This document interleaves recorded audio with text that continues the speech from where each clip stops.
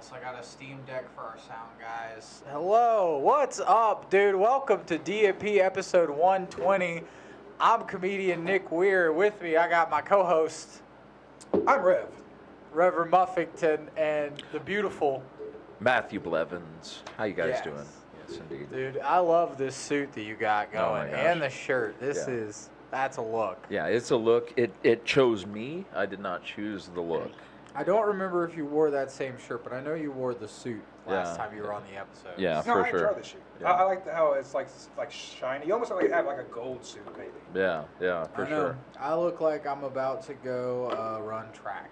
Yeah, that's not a bad look either, though. I mean, you look active. I like to say. I've got track. There it is. There's the Predators. I'm about to say, what do you have Predator-wise? There we go. Let's go, boys! That, or are you going to, like, I don't know, bomb some portion of the Ukraine or something? It's like, I am Russian Army. I am Nic Weir of Russian Army.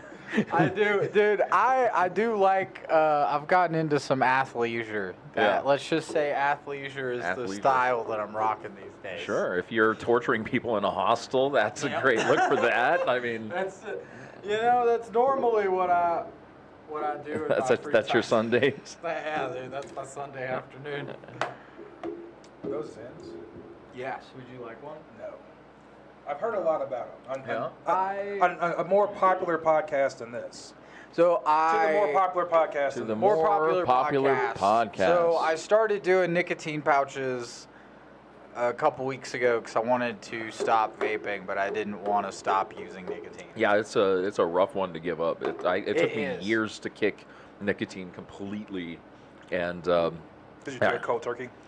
Eventually you have to at a certain point, because I went to lozenges and I would fall asleep with lozenges in my mouth. I would just have them in all the time. There was never a time I wasn't doing nicotine, and so eventually you're just like, you know what? Let's just free ball reality for a little while and just see how that goes.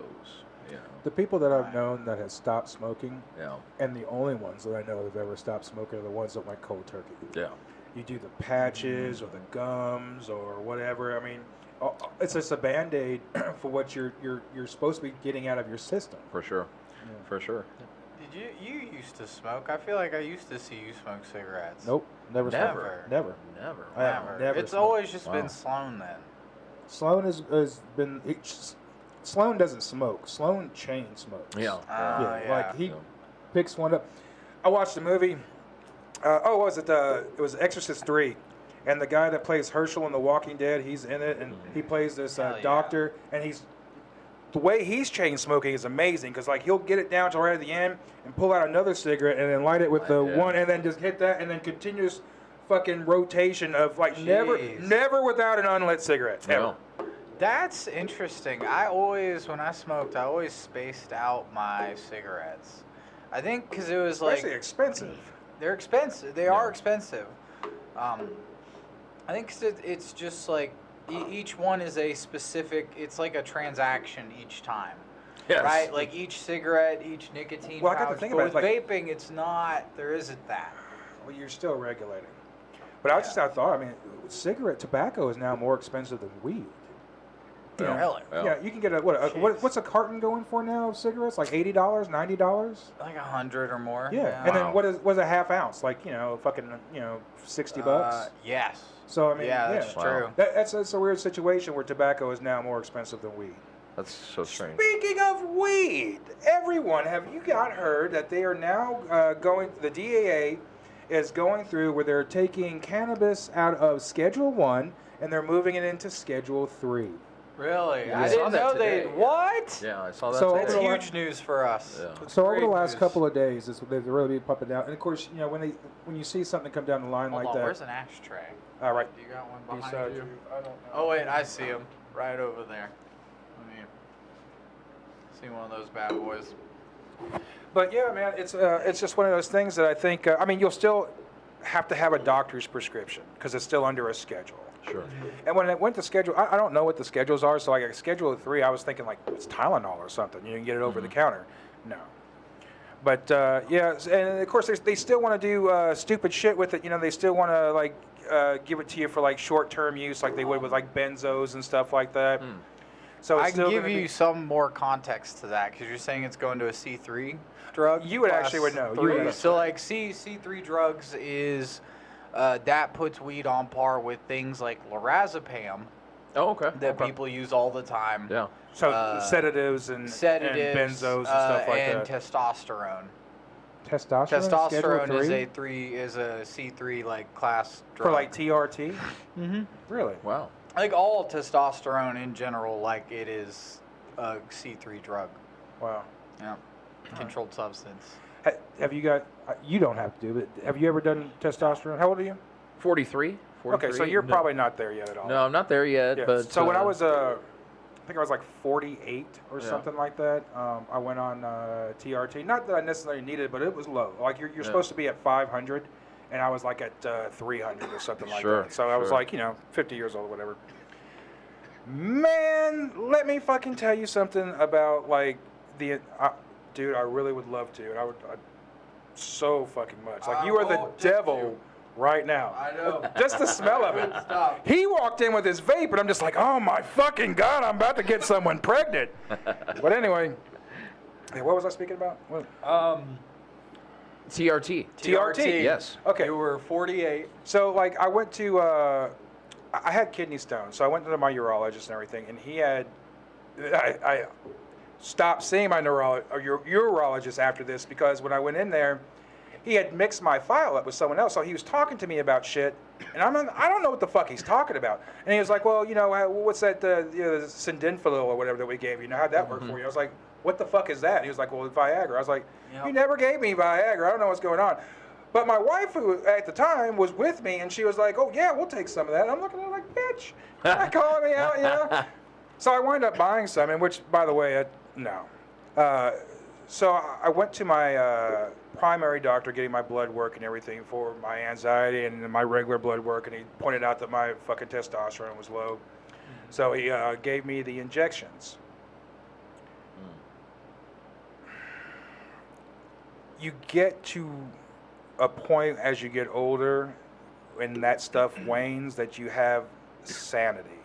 I think the older that you get and the lower that your testosterone actually goes, it actually takes you out of mental illness. Because when I went on that fucking testosterone, all I could think about was my dick. My dick was hard.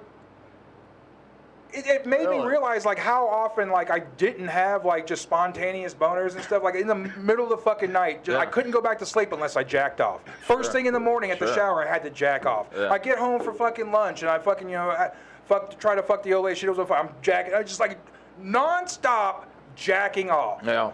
Just insanity. Just everything I was just thinking about. And when you got a wife who's not really interested in fucking at the moment, and you're on TRT, it winds up being like a situation. Yeah. So it was just to the point where it's just like, after 6 months, it was just one of those things where it's like, I have to get off of it. I can't do this anymore. It would be different if there, if I was in a relationship where there was a healthy sexual relationship, which there wasn't, and all I was just 24/7. It just had you rock hard, just running around crazy.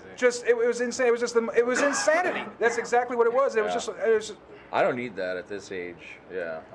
What's funny, and I realized that even though my testosterone was low, I just didn't want to fuck my wife because my next girlfriend, we were fucking all the time, 3-4 times a fucking day, like it was nothing, to the point where I think I was also starting to produce testosterone again because I started to smell. You ever realize? You don't have it, but there was a point where I didn't even realize that I didn't smell I stopped producing stink. I don't smell anymore. I didn't have to wear deodorant anymore. So you got that new pussy sheen on you. Almost, yeah. It was like one of those things. But once I started fucking again and getting in the habit of fucking again, then I could start to smell myself. Sure. Then I could smell like my underarms, my balls, everything. I'm producing the fucking chemicals and shit again. And it was just really weird. It was just like, man, I don't know what the fuck's going on, but yeah, man. Yeah, so like I don't have a problem. I mean, I can get at will. It's not an ED situation. No. It was just a waning libido as you get older. But man, being fucking 50 and then going on TRT and then having that fucking drive of a fucking 16-year-old.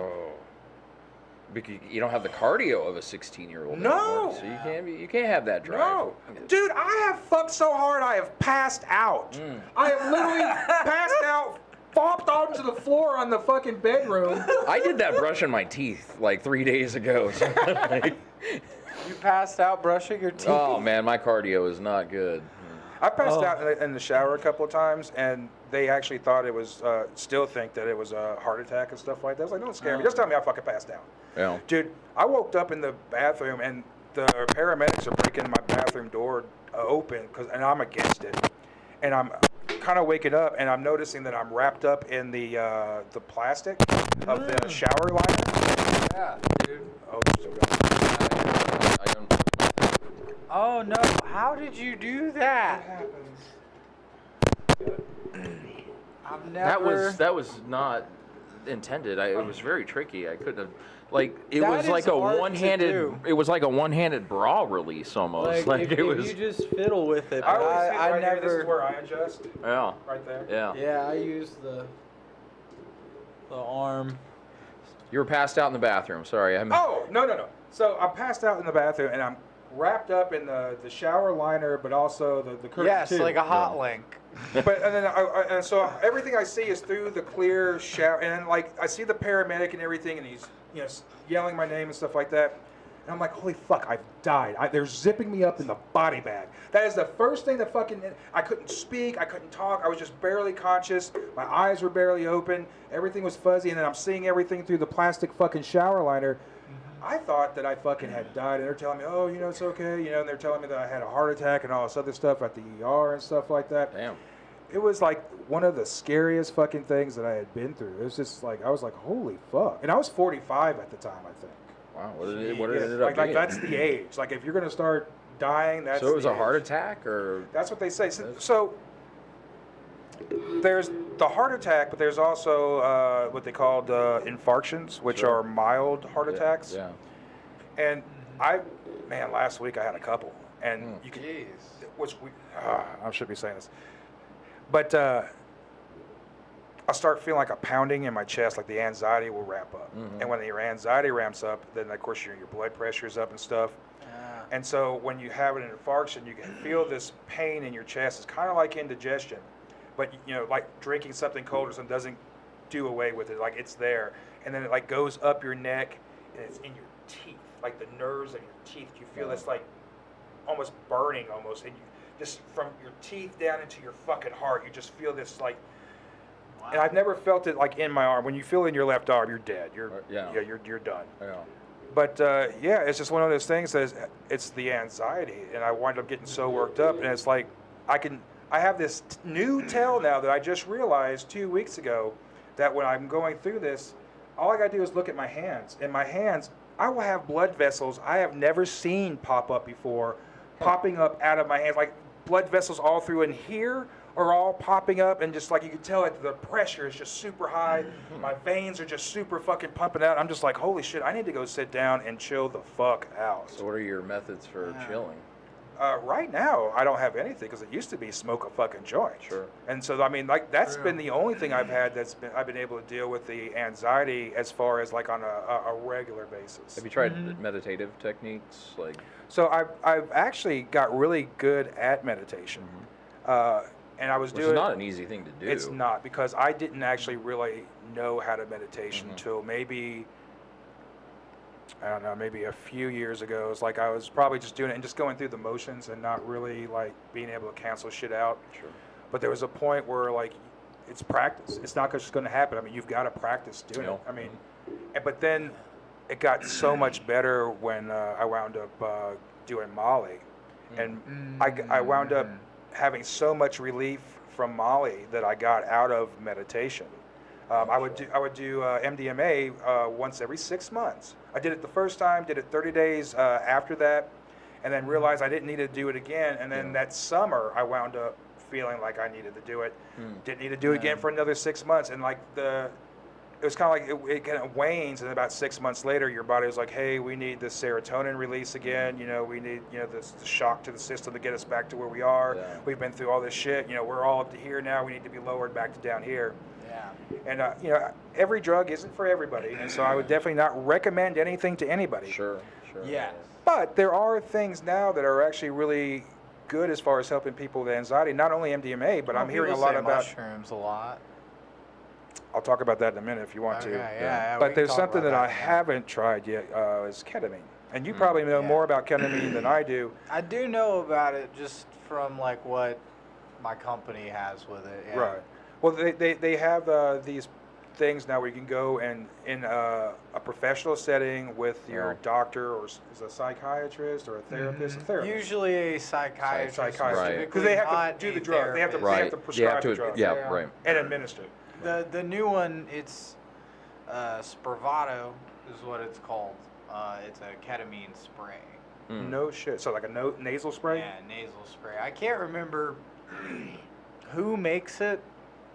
It might be Pfizer or someone. It's like one of the big players. But you can go to the psychiatrist and be in this setting, and you don't have to worry about going into like a K-hole. You don't have to worry about doing too much. They administer it the right amount based on weight. I actually, they have at-home kits that I kind of investigated a little bit just out of curiosity. Mm-hmm.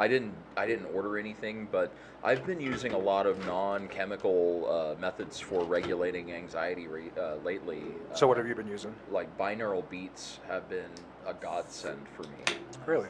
Essentially, what you get headphones, and in one ear you've got one frequency, in the other ear you've got another, and your brain kind of has to, because the hemispheres are like separate and you're processing one frequency in one ear and it's putting it together. It's putting it together, and so you get like it splits the difference, and you get this weird effect. And so there are binaural beats that are specifically for hemisphere synchronization, and I look into those and kind of do that every morning. I stretch, do some deep breathing exercises, and then do some of that. I feel amazing. So I need to be doing some. What about exercise? Do you exercise at all? I do. I hit the gym 3 days a week, and then try to do cardio at least 2 days a week as well. No shit. Yeah, I did the gym today actually. Before I came here, did back and shoulders, and did a half an hour in the sauna. So yeah, just and I feel amazing.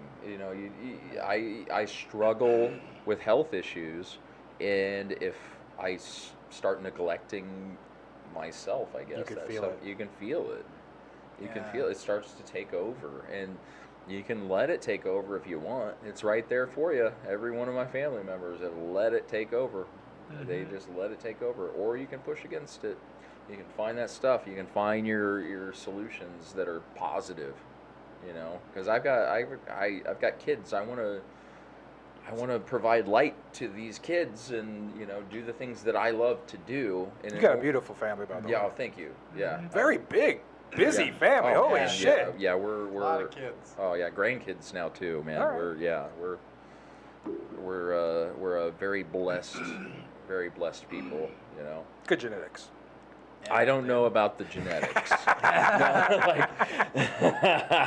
I think that I'm doing okay in spite. In spite of the genetics. Right. I thought he was coming in. I was coming in. He's coming in for the shitty genetic. We're the trio of shitty genetic. We are a trio of shitty genetic. I mean, dude, look, I understand because I was an alcoholic. And, like, my dad was an alcoholic. Yeah. And several people, there's a cousin of mine that's like on one of those like liver donor lists through his hospital, whatever. Yep. Alcohol. Yeah, man. Alcohol is the. I definitely understand the shitty genetics. The thing is, like, my mom waited to tell me that my dad was an alcoholic after I got sober. Oh, really? So you kind of had your own sobriety journey, and then found out that. Yeah. So that was kind of weird. That's information you kind of needed to have beforehand. Yeah, like I feel like I wish she would have said something. But you didn't know at all about it. No, not at all. Like, she really didn't talk about like my biological dad very much. Yeah. Did you not know your biological dad? No. I didn't either. No. Really? Yeah. Hell yeah. You didn't know his dad? I didn't know your biological dad at all. Frank? No, dude. I don't even know I chose not to know anything about my bio dad. He knocked up my mom in high school, and I was born when she was 17. And then, yeah. So I found out I didn't know my biological father until I did a test. Apparently, my brother and I are half brothers. Yeah. My brother looks dead up like my father. Me, I believe I'm the one that broke up the family. Because I come out with blonde hair and blue eyes, and amidst a bunch of Italians. Oh, that's a problem. Yeah, that's like a white family, and then the baby comes out black. Yeah. It's the same thing. It's Yeah, like, wow. just opposite, polar opposite. So I was my dad was Mexican, so I was just like going to all these family reunions and stuff for all these years, thinking like I'm part Mexican. I would go tell all my classmates, it's like I'm at like a quarter Mexican. But you go and see the family, and they're Mexican. They're Mexican, dude. Like, they didn't get sunburns and shit. Yeah, they didn't in February. Like, come on, February. dude. The music is banging. Oh, dude, I had no soul. I couldn't tap my feet in the right rhythm, man. I couldn't handle the spice. Me neither. Oh. The spice I can handle. I do like. I can the now. spice. I can handle spice better than your average white, for sure. Same. But my Mexican family, dude. I have just a little bit of Latino in me. Yeah. Just like You want a little bit more? 7, Because apparently I'm like a quarter. I got like 12, 15%. Okay, Something like okay. that. And of course, like the 5% black that like everybody has. Oh, 5% black. I only have 3%. How do you have 5? Wow. I got a few more, dude. I've been adding them over the years. Hey, I got a kick-ass mariachi band that just started playing down at the bottom of the hill last couple of weeks. Yeah. And like they are good. Like Yeah. I'm not into mariachi and shit, but yeah. like some reason like I've really since I've been like sober, especially, I've been getting into horn sections. Like Cake, I can't stop listening to Cake. The last week, I cannot stop listening to Cake. Shit. Really? Yeah, like the Cake's 90s. gotcha. Rev's gonna fuck around, start a new ska revolution. We're gonna have to stop this now. Please, dude. With please. the Mighty Mighty Boss Tones are coming Please. back. I'm not a hipster. Man, we're in wasn't, trouble, dude. I was there for the 90s, and I was not into the whole hipster thing. Yeah. But man, so like It's I'm listening. fun, though. It's infectious. I can't. It's irresistible. It is fun. You can't help it, man. Cake especially. I love Cake. Well, I was listening to Spotify, and then there's a cover that Cake does of War Pigs from Black Sabbath. Oh shit. And with the horn section and everything, and the way it ends, it was just like, holy shit! And then I just I just typed in "This Is Cake" because they'll give you the whole playlist and everything, and I don't stop listening to it. It's just like when I'm at work, I get that little cube that you found, and I hang it from my fucking tow motor, and then it's like Cake all year long. And then like all the Latinos love the horn sections too. Sure. And like they're like they enjoy the shit out of it. Just like so, there's probably all these new Latino Cake fans. Yeah, dude, man. yeah, you're helping Cake's fan base out. Heck yeah, man. You're helping grow their. To Cake, dude. To Cake, dude. Sheep go to heaven. Goats go to hell. My hometown, they have the Applejack Parade every year, and it's this like huge festival. They get like 30,000 people to show up in town for this silly Applejack festival. But one year, What's an Applejack? Applejack is like they harvest all of the apples, and so now there's apples and the leaves are starting to change colors and everybody's excited, and there's fun things, there's like a cider and fall shit. Yeah, fall festival, yeah. But it's all like apple themed. It probably Cider, started with some pagan shit, and then apple pie, now we're doing right. apple pie. Yeah, that's exactly it. But we would have a parade. One year I did zombies in that parade, but that's another story. They had a mariachi band in the parade, and so they were at the very end of the parade. Now, Nebraska City is not your most like culturally progressive place, right? I don't even think they have brown people in Nebraska. They have an excessive amount from the meatpacking plants and stuff there but there was always a resistance to like the Mexican stores that would be downtown and stuff like. But I was like, well, it's adding to our cultural flavor here, and so the mariachi band came down and like they were the last entry in the parade that year, and they're playing, and everyone is standing up and like applauding because they're mariachi banding the shit out of the end of that parade. I cried because it's like. Dude, my hometown is like doing something right. Just one time. just doing something good, and they're getting it, and they're digging the culture. So, you know. It took a while for it to fit in here. I remember when Yeah. they first started bringing in food trucks. Sure. Holy shit. You're talking about people just losing their fucking mind. You're right. Yeah, dude. I'm from New York, so like I'm used to like food trucks. You go downtown Manhattan and you got pretzels, hot dogs, Yeah. pizza, what the fuck ever. Yeah. I'm used to food trucks. So when they bring food trucks here, I didn't really think anything of it. And then I would always hear like at the time I was working at Kmart, I was store manager for Kmart. So I would always hear just everyone's opinions about everything. Didn't matter what it was, they want to fucking tell you. And there was this, like, when we started really getting the Latinos in, it was like right after 9/11. Yeah. And we really started getting an influx of Latinos in. And so you started seeing a lot of the carts. And there were people, I would never eat at one of these. I would never. No, it's not regulated, blah, blah, blah. But you go to the carts, they've got their little regulations with hundreds on them. They have to abide by the same food, like, regulations as everybody else, and oftentimes they care because it's a family-owned business and they give a shit about the food that they're putting out. I take my dog for a walk, and then halfway through the walk, if Boris doesn't take me to Sonic to get him a fucking Wag Cup, we take our regular walk, and I go to the food truck, and I get this $8 Pastor burrito, and it's huge. Yes, Pastor. Like when I too, first great went choice. there, when I went there, I asked for 2 burritos, so I'm just expecting burritos, right? Yeah. And so like he hands the bag to me, and the weight, I'm like, holy fuck!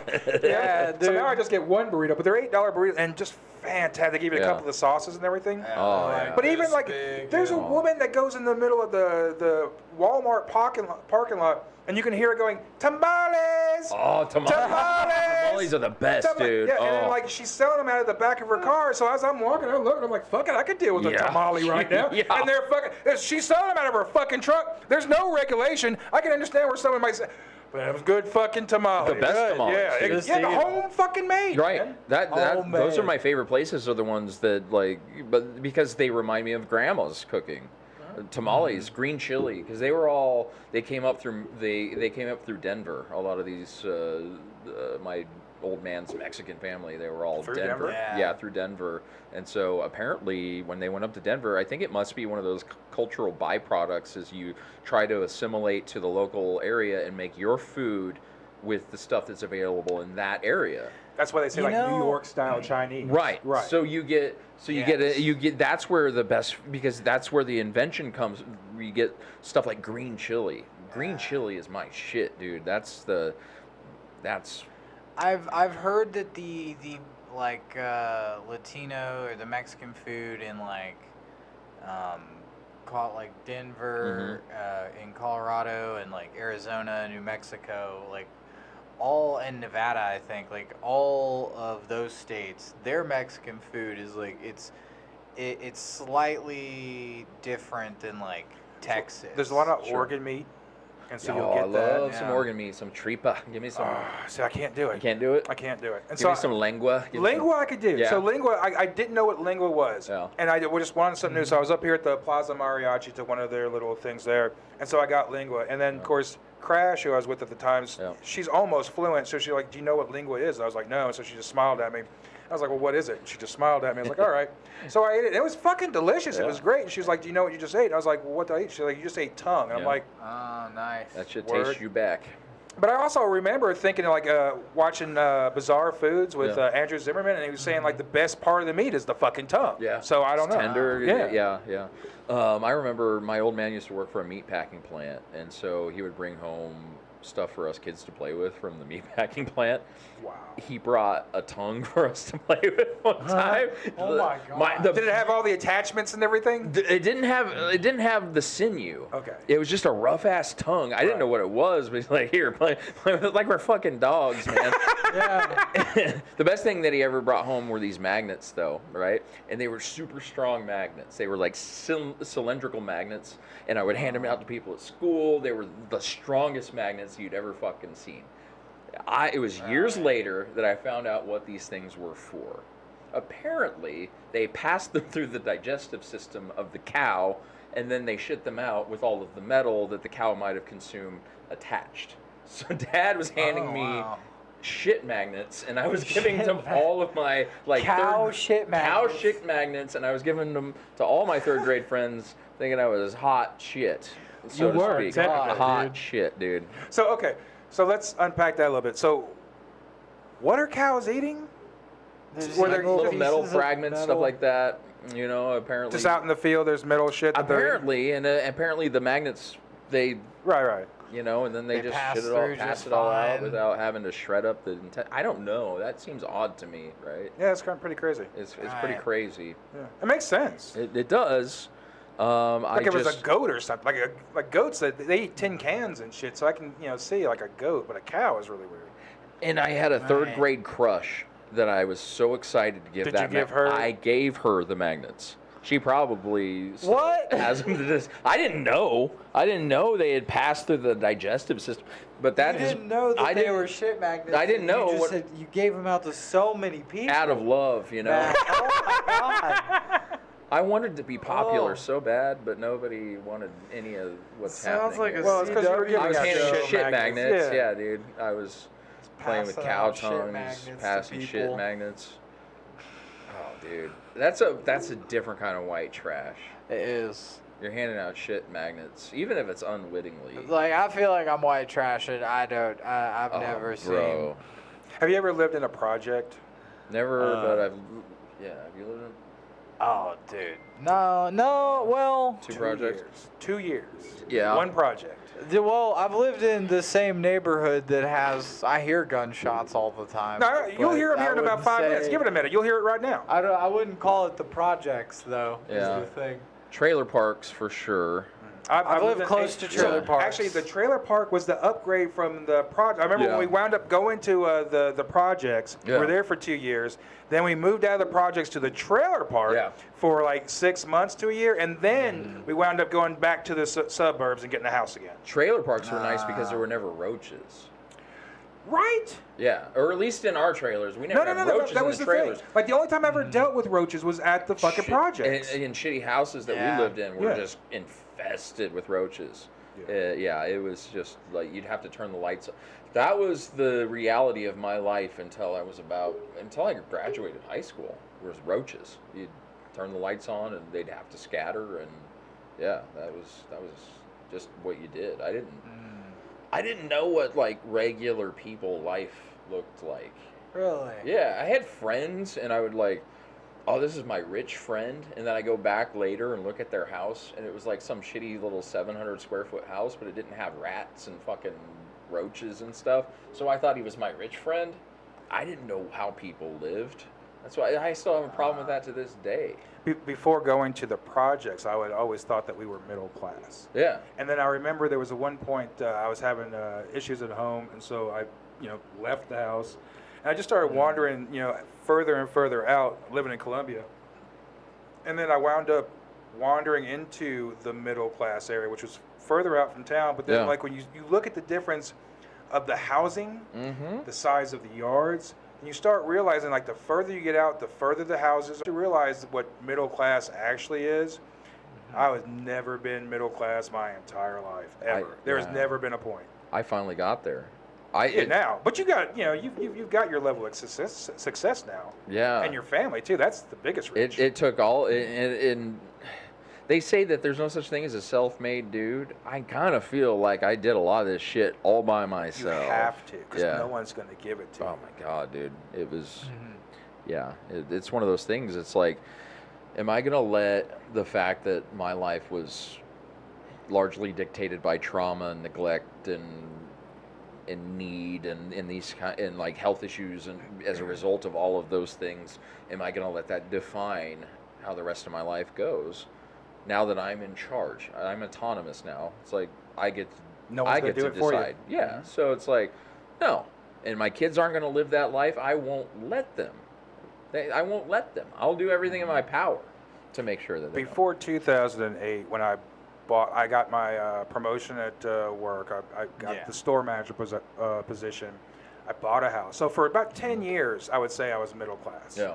And then 2008 happened, and then of course it's just everything just destroyed. I wound up losing my job. I wound up losing my house. Yep. And it sucked because my house, man, I would have like I think 7 years left on it. $130,000 house, but it was huge. It was upstairs, downstairs. There was two full bathrooms, 2 rooms upstairs, and then the master room downstairs. Yeah. Garage, beautiful fucking house and everything. I wouldn't be able to afford that now. That'd be I think it actually is a $300,000 house right now. That house in particular. In this county, yeah. So you bought that in 08, you said? No. That's when everything started to go to shit. I bought it in 2003. So 2003, $130,000 and everything. It was fine. Like the payment, I think we had like 2% fucking interest. I so mean, like, because that's like my parents' house. it was like $12.50 a month. Yeah. Which is less than I pay rent now. Right. That's exact. I had the exact. Everything you described about your house was the second house that I bought in 2007. It appraised for $225,000. I bought it for $154,000. 2008 happens. Nothing. I unloaded it for $100,000 2 years ago. I had to short sell my house. Yeah, same. Right. Yeah. So like when I first got in at 2003, $133,000. Yeah. Each year it went up because they want that fucking tax money. Right. So each year it goes up. So now your house is worth more. Yeah. Now your house is worth more. Now your house is worth $150,000. Fuck yeah. Yeah. 2008 happens and nothing, and then all of a sudden I lose my fucking job. I can't pay my fucking mortgage, and they won't fucking. Obama's supposed to approve this thing where they're supposed to modify your loans, where they take the payments that you missed and put them at the end, and so no one loses their houses. But those banks, I'm gonna tell you right now, Capital One. If I had the opportunity to fucking flamethrow every goddamn Capital One office, Wells Fargo, Capital One, all of this blood-sucking motherfucker. Let me tell you what they did. They took my house that was at the point before the decline was at its most was $150,000. Yeah. I was trying to fucking short sell the house. So they were trying to sell the house to themselves. I wound up just letting it go. Yeah. They bought the house for $16,000. Wow. They stole it from me. Yeah. $16,000, turned around and sold it for $200,000. All right, so now are we going to go balls That's deep crazy. into conspiracy shit? Because I think all of this was by design, so that because it happened so rapidly. And then what happened after? Yeah. The biggest, realty boom ever. Right. And now look at it now. Now the Now look at realty the is prices like now. insane. They stole all Here these in properties town. from all these people, resold them, made this big fucking nut, and then they take that capital and do nothing but what? Build houses. Right. From what? Yeah. There's so many houses in some fucking states that they're just going down. I wish it would happen here. I wish they would build so many houses here that the rent would fucking go down. And people keep coming here. They keep buying properties, man. It's just like, fuck. Yeah, they need to change that market. Well, it's getting to the point where locals can't live in Nashville anymore. Yeah. Yes. That's by design too. I think that they want it's the cool spaces, the stuff. They want certain people to get access to that stuff, and we ain't it. The closest you are downtown, where the gentrification is, you already see that. You see where these houses that are like on Second Avenue. Second Avenue used to be like these little bungalow-looking houses forever. You know, I mean that whole East Nashville, West Nashville, all that. And then you drive through downtown, drive down Second Avenue now, and see all these just immaculate shotgun houses with these fucking rooftop fucking all these houses have these great crazy rooftop patios and shit, man. Yeah, it's just like, what the fuck? They literally stole all these houses from these people. Unders fucking sold them, gave them fucking peanuts, and then built these fucking properties and charged an immaculate amount of money for these things. Who gets to live in these things, by the way? Because I don't know any of them. Not locals. Yeah. These are people that are moving here for investment properties, really. A lot of investment property people. The cat that I've got moving in with me now, my new roommate, he was talking about he's not even in Nashville. He's in Mount Juliet, and they raised his rent over $2,000. I'm paying $1,600 here, and this is in Nashville. I'm 8 miles from downtown. Yep. He's in Mount Juliet, which is like 30, 45 miles out, and he's paying fucking I think it was almost $2,500, like $2,400 for fucking rent. Crazy. And it's just like, who has that money? Yeah. I don't know. Yeah. You need to buy your mom's house. If I'm planning to. That is the plan. I'm going to tell you right now, Nick, if you don't take over your mom's house, you will probably never own your own house. I know. That is the sad reality that I'm like. Yeah, that's the coming culture to, we're living in right now. you know? Yeah. So it I think that's what I'm gonna have to do. How are people affording to quit their jobs and not work in this day and age? All these people, I've talked to so many people that just don't work. And I'm like, well, what do you do? Yeah. You know, it's like, what do you do for work? I mean, it's like, what? There's no side. You're just existing? Are you fucking squatting? I mean, what do you? Tell me the secret. I don't know. I mean, like, I'm talking to a chick that, I mean, dude, she works like 3 jobs. You know, like there's other people I've talked to.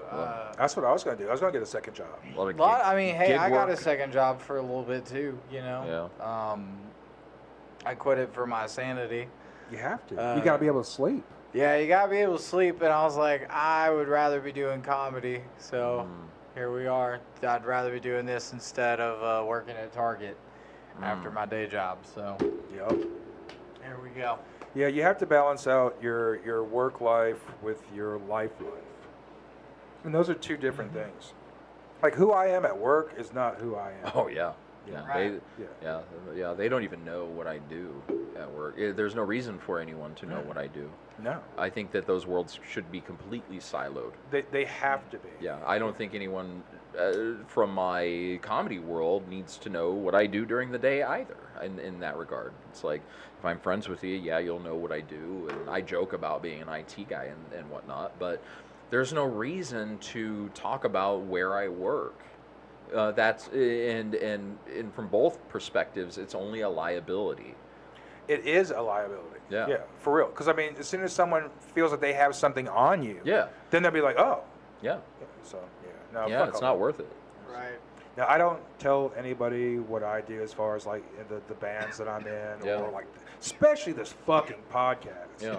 Like, I would never tell anybody at work that I fucking do this show. Sure. I mean, it's the most incriminating shit is happening, you know?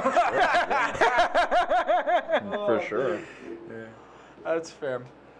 I've actually told several people from my work, and they're all like behind it, but it's all like cool. But they puff too, right? Yeah. Yeah. So that's like different. it's usually like those kind of folks, like very chill people. But you wouldn't tell a Karen where you were. No. Right, No, I exactly. wouldn't tell like a Karen. I only tell fun people. Right. Sure. Well, what I should rephrase it to say, I work with a lot of fun people There you go. Yeah. that are aware, you know, and they've seen like my stand up and stuff, Yeah. and they're just like cool with it. Sure. You know, they may not like everything, but they get the vibe. They know what's up.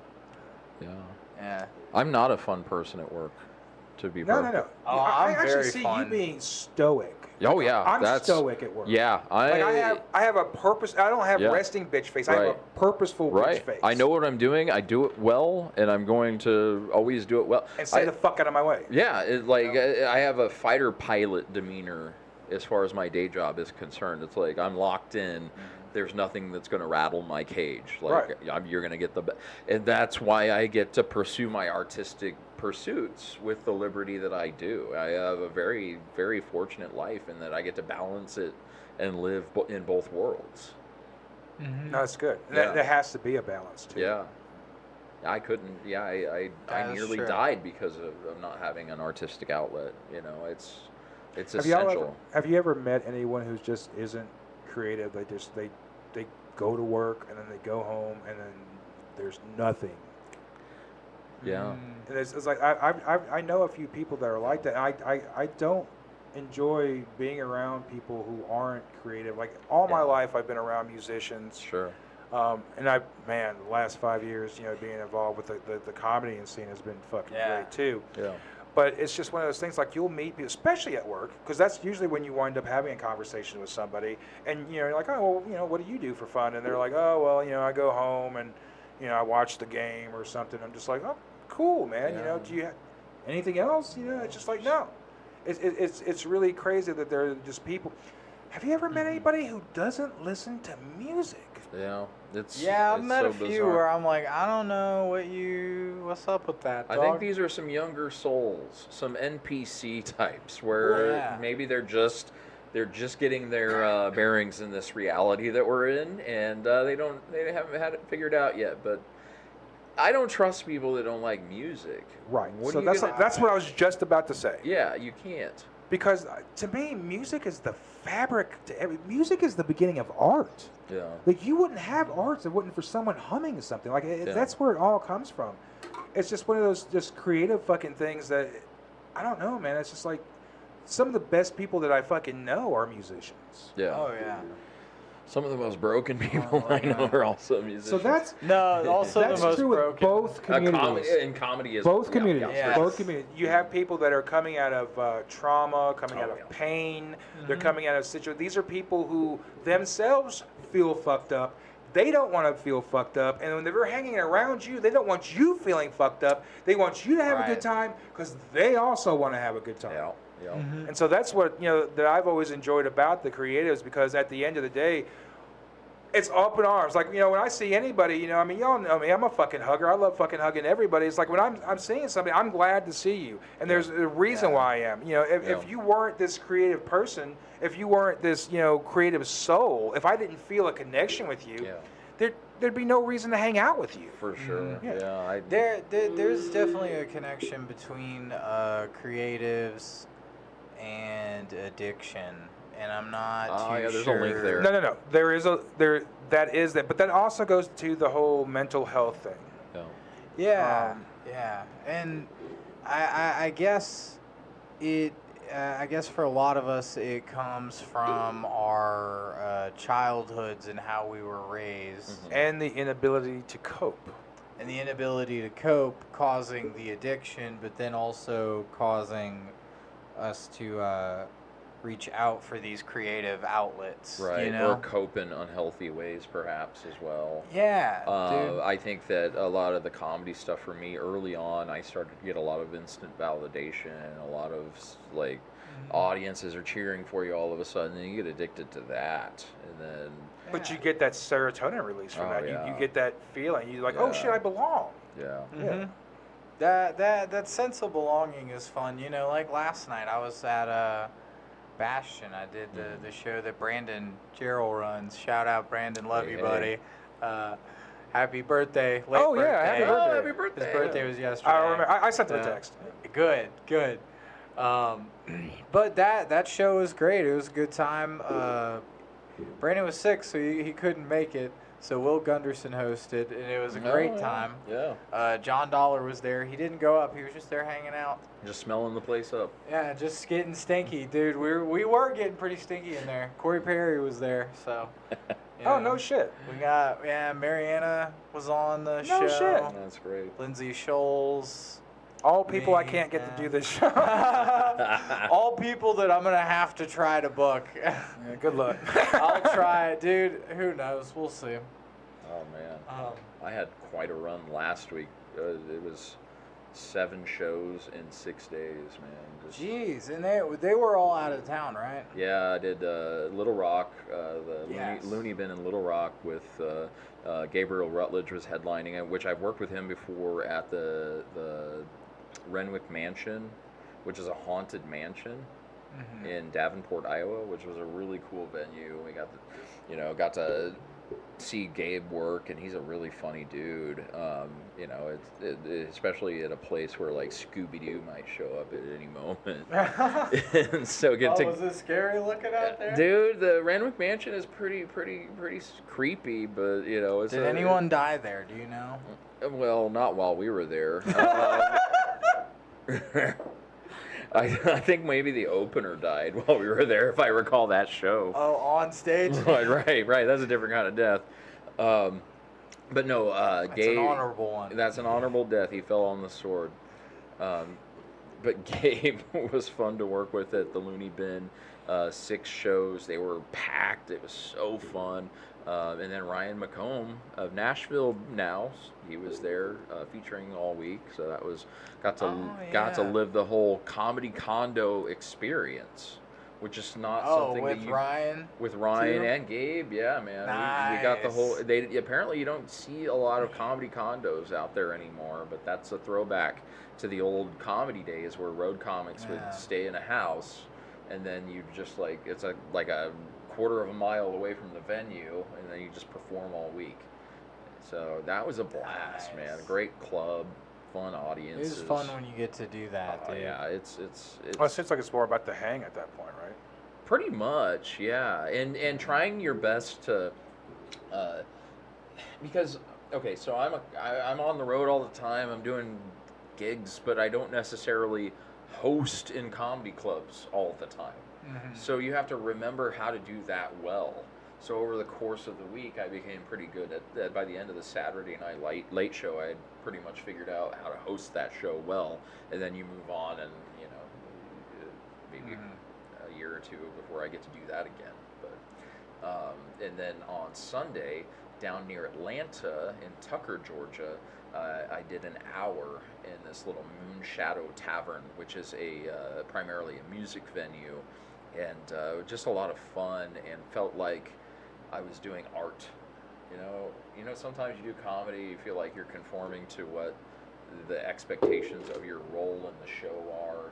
I'm trying to be a good host, so I need to be a good host. But then you do some shows where it's like, I'm going balls out, dude. I'm full blown. This is what I'm about. This is And you're all feeling me. it, right? I'm feeling it. I'm locked in. I did an hour. I closed on an improvised song with the accompaniment of our musical guest, and it was phenomenal. Just so fun. And it's like, Did you record your sets? Yeah, I did. Nice. Yeah, and to be able to just like have fun, because that's the one thing we kind of forget sometimes, is like that's why we're doing this, right? Is to have fun. How many shows did you record? Did you video record them? Yeah.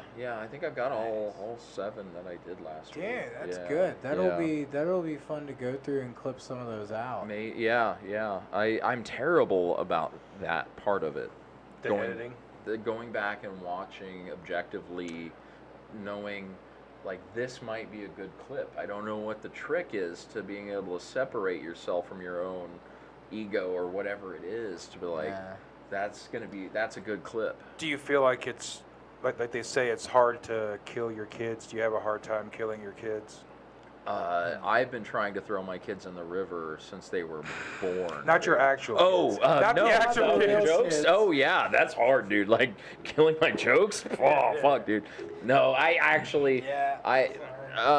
It's one of the.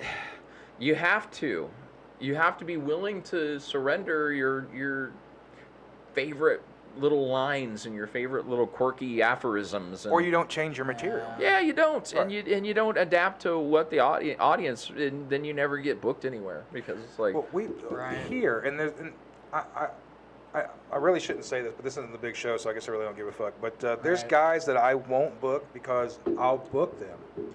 They'll come back on 6 months later, and they'll do the same exact set. yeah, Sloan. If someone comes on and repeats their set, Sloan lights into him, man. It's just what he's lit into Oh, fucking yeah, Nick dude. before, man. Yeah. He did. He's Yeah. gotten me. Yeah, it's just one of those things. Just like and then I book you again 6 months later, and a year later, and you're still doing your same. I can't bring you on again. yeah. Yeah, that's true. Yeah. But there's I've hurt myself in that regard too, because I'm always writing, and I'm always I did 6 sets at the Looney Bin. Not one of them was the same set. But that's good though. It is That's good. It is good for the long-term career objective.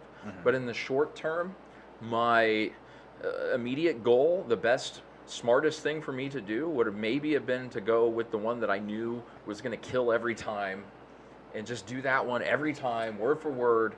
But I can't do it that way. It's safe. I can't do it that way. Right. Yeah. There's an aversion inside of me that won't let me do it that way, and for better or worse. Like, if I had a honed 10-minute set that I use for every one of my hosting gigs, then I'd be hosting the shit out of all of these clubs. But that's not what I'm trying to do. You don't want a gig. Yeah. You're wanting to do. I'm your trying art. to be an artist. Right. I'm trying to be an art, and I realize that not all of us are. There's comics out there that true. make a perfectly great living. They have no interest in being artists. They're interested in whatsoever. being a character. They're being a character. They're doing an act. They polished it. They figured it out, and now they've got something they can make $3,000 a weekend on. that's not my life. That's not why I did this. Louis C.K. said this thing where he opens with his strongest material. He opens with his closers. Yeah. And then balls to the wall at that point. Yep. Yeah. So it's like it forces him to be not only spontaneous, but also it forces him to be able to get those juices going, to get that adrenaline going, to get that point where you are actually interacting with your audience. A lot of people will do their act to an audience, but they're not actually doing it. They're not engaged with anyone. No, they're just doing their act. Yeah. They're just reciting words. Yeah. To the point where, like, if you lead with your best shit and then you leave yourself vulnerable to whatever happens, that puts you on the spot to the point where, like, you start to create. And then when you're creating, then you're doing your art. Yeah. And so, like, that clicked with me when I did that last Oddlid performance. So, like, I do this new thing, Oddlid with Sloan. It's an improv band. Oh, okay. And I didn't really know what I was doing going up into it. I was just going to, all I knew was Easter Day. That's all I knew it was. And so, like, the very first song that we did, I kind of sang it. But then it kind of clicked in my head. I was like, wait a minute.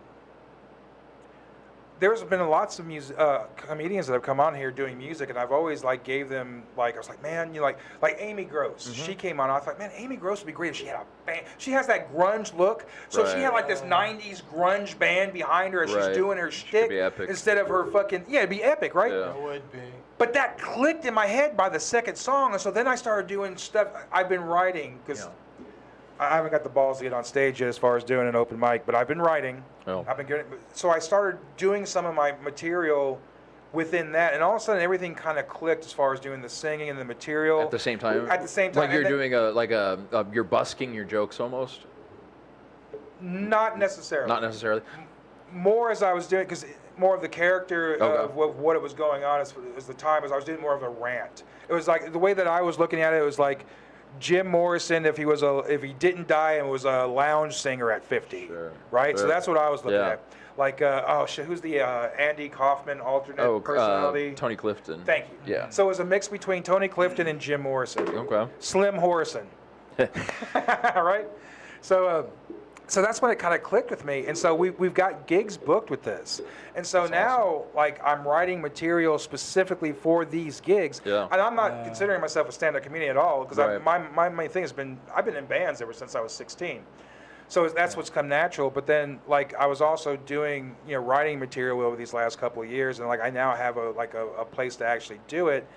So it's one of those things I can't wait to actually get on stage and just improv some of it's going to be written obviously because it's all in here, but 90% of before when we did that one set, 90% of it was just improv where I was just thinking of shit, but doing it in a stand-up way as well as doing the singing aspect. And, I'm very excited for these next couple of gigs. I'm excited. That's great. It's good to feel that way again. Thank you. Exactly, because it's because when you I love doing the podcast, but the podcast I've been doing it so long, it's just like my second skin. Yeah. But to do this and then go up on stage with 90% no material and not knowing what's going to happen. That's fun. That's going to be great. Yeah. And that'll be interesting to do in front of a live audience at that show. See, that's what I'm this is I've actually been meaning to ask, what certain bits are you thinking of to go into that? So that I don't know. I'm leaving that open to whatever it is. Completely open. So I'm not I have things written and I don't have anything necessarily memorized, but I wrote them, so I know them, so I can go into it and I can I don't want to do even if I was doing stand up at an open mic, I'm not going to do everything word for word. Right. That's just the death of it. No. Yeah. Exactly. Yeah. You've got your premise. You work it out. I can't fucking remember who said it, but I've heard this through several different people where there's the premise and there's the punchline. And whatever is in between is between you and the audience at that moment. That's jazz right there. Thank you, sir. Yes. Thank you, sir. So, yeah, exactly. So it's just one of those things that it's just I don't know what I'm going to do. When we did that set here, all I knew that it was Easter weekend.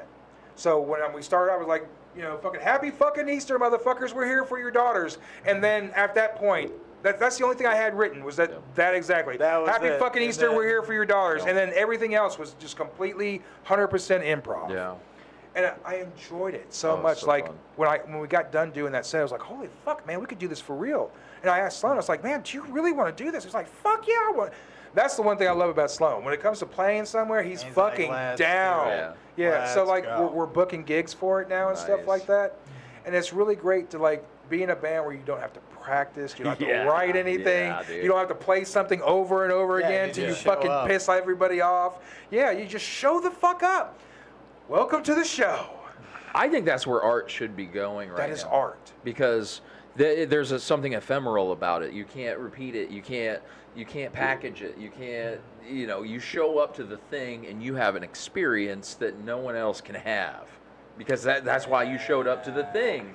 Nobody else gets to have that experience. You showed up, you get to have it. And like improv, music improv is my favorite because you're in the pocket, like You just said it. You're in the pocket. you're in the pocket, but they put you're looking at people, they expect something from you. So it's like, all right, I better deliver, and something inside just fucking shows up because it has to. Yeah. It's fight or flight, baby. Let's fucking go. You're gonna freeze, you're gonna piss your pants, or are you gonna fucking write the next, I don't know, We Are the Champions. That's because how you all have that to. shit winds Yeah. up being improv. Yeah, Exactly. Yeah, some of the greatest fucking songs wound up Exactly. just being an afterthought, and like, holy Exactly. fuck. Yeah. Oh, there's this thing. Speaking of bands, there's bands that are hiring like artists, like painters, and they'll get this big ass fucking Yep. painting or canvas, and then over the course of the show, Yep. they just improv whatever painting that they feel based on the energy, the vibe, everything that happens that night. And at the night, sick. there's this huge work of art separate from the musical part. Yep. So you have this audio and this visual stuff. And even in the back in the days, remember in the 60s where they would take the projectors with the different fluids Oh, and yeah, liquids and they would yeah. make them pulse and flash behind the bands and shit, and move. And Yep. like, there's somebody manipulating that behind the scenes as those bands are playing. Like, that's not a especially back in those days. Yep. It was literally like the school projector. You probably don't know, but I'm sure you know what a Yeah. school projector looks like. Yep. And they're taking plates of glass and like different colored fluids, and they're putting another plate of glass, and they're moving those plates around and making it strobe and shit, man. It's Making just that ephemeral art in the moment. They used to Exactly. do that.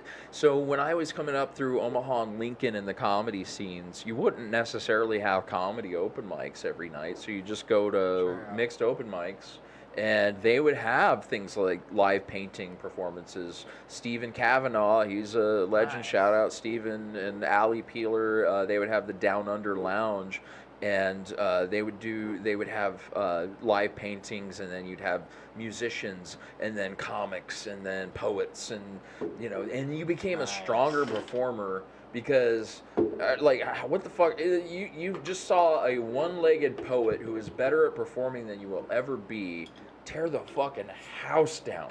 And what are you coming up there with? You your lame ass little dick joke? Fuck you. I know. Or this one. There was this one. He was like a 6'7", chubby but androgynous black dude, and his name he went by the name Purple. Purple. And this motherfucker had a Prince guitar. It was a white Prince guitar. It had the scroll. The Okay. scroll. And he had a pedal board with all of the loop back effects and whatnot. He would do a one-man Prince cover band that would bring the fucking house down. I can imagine. How can you follow that At with an some open mic bullshit in open mic Omaha. jokes? Fuck you. Fuck your jokes. Go be fun. And that was what made me bulletproof, because you've got construction workers and gang members just staring did you see what just happened here? Do something, motherfucker. What are you doing? What are you Step doing? your game up. Exactly. So What are you bringing to the table? that's where Be Well, that's entertaining. probably where I gained a lot of my bad habits, comedy wise. I guess that's why I can't get booked in any of the gooder rooms, because I've got all these fucking weird, arty habits. But fuck it, dude. I guess that's my lot in life, because I watch a guy like Sam Talent, who, was in the shows that I was producing 6 years ago. That's what this guy is doing. But he's killing. He's a great comic. And a mere couple of years later, he's on Rogan, and now he's one of the biggest comics on the fucking planet. And he doesn't abide by any of the rules. He'll go up there with a pair of shorts and crowd work and riff and break every rule in the comedy book. And out of no other reason, like, yeah, fuck your expectation or fuck your rule. Like, I'm going to do it the way I want to. I don't care.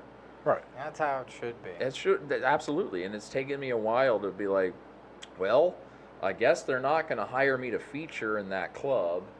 So I might as well just go balls out. Like, let's just figure out who I am as an artist on stage. Well, as you should. Yeah.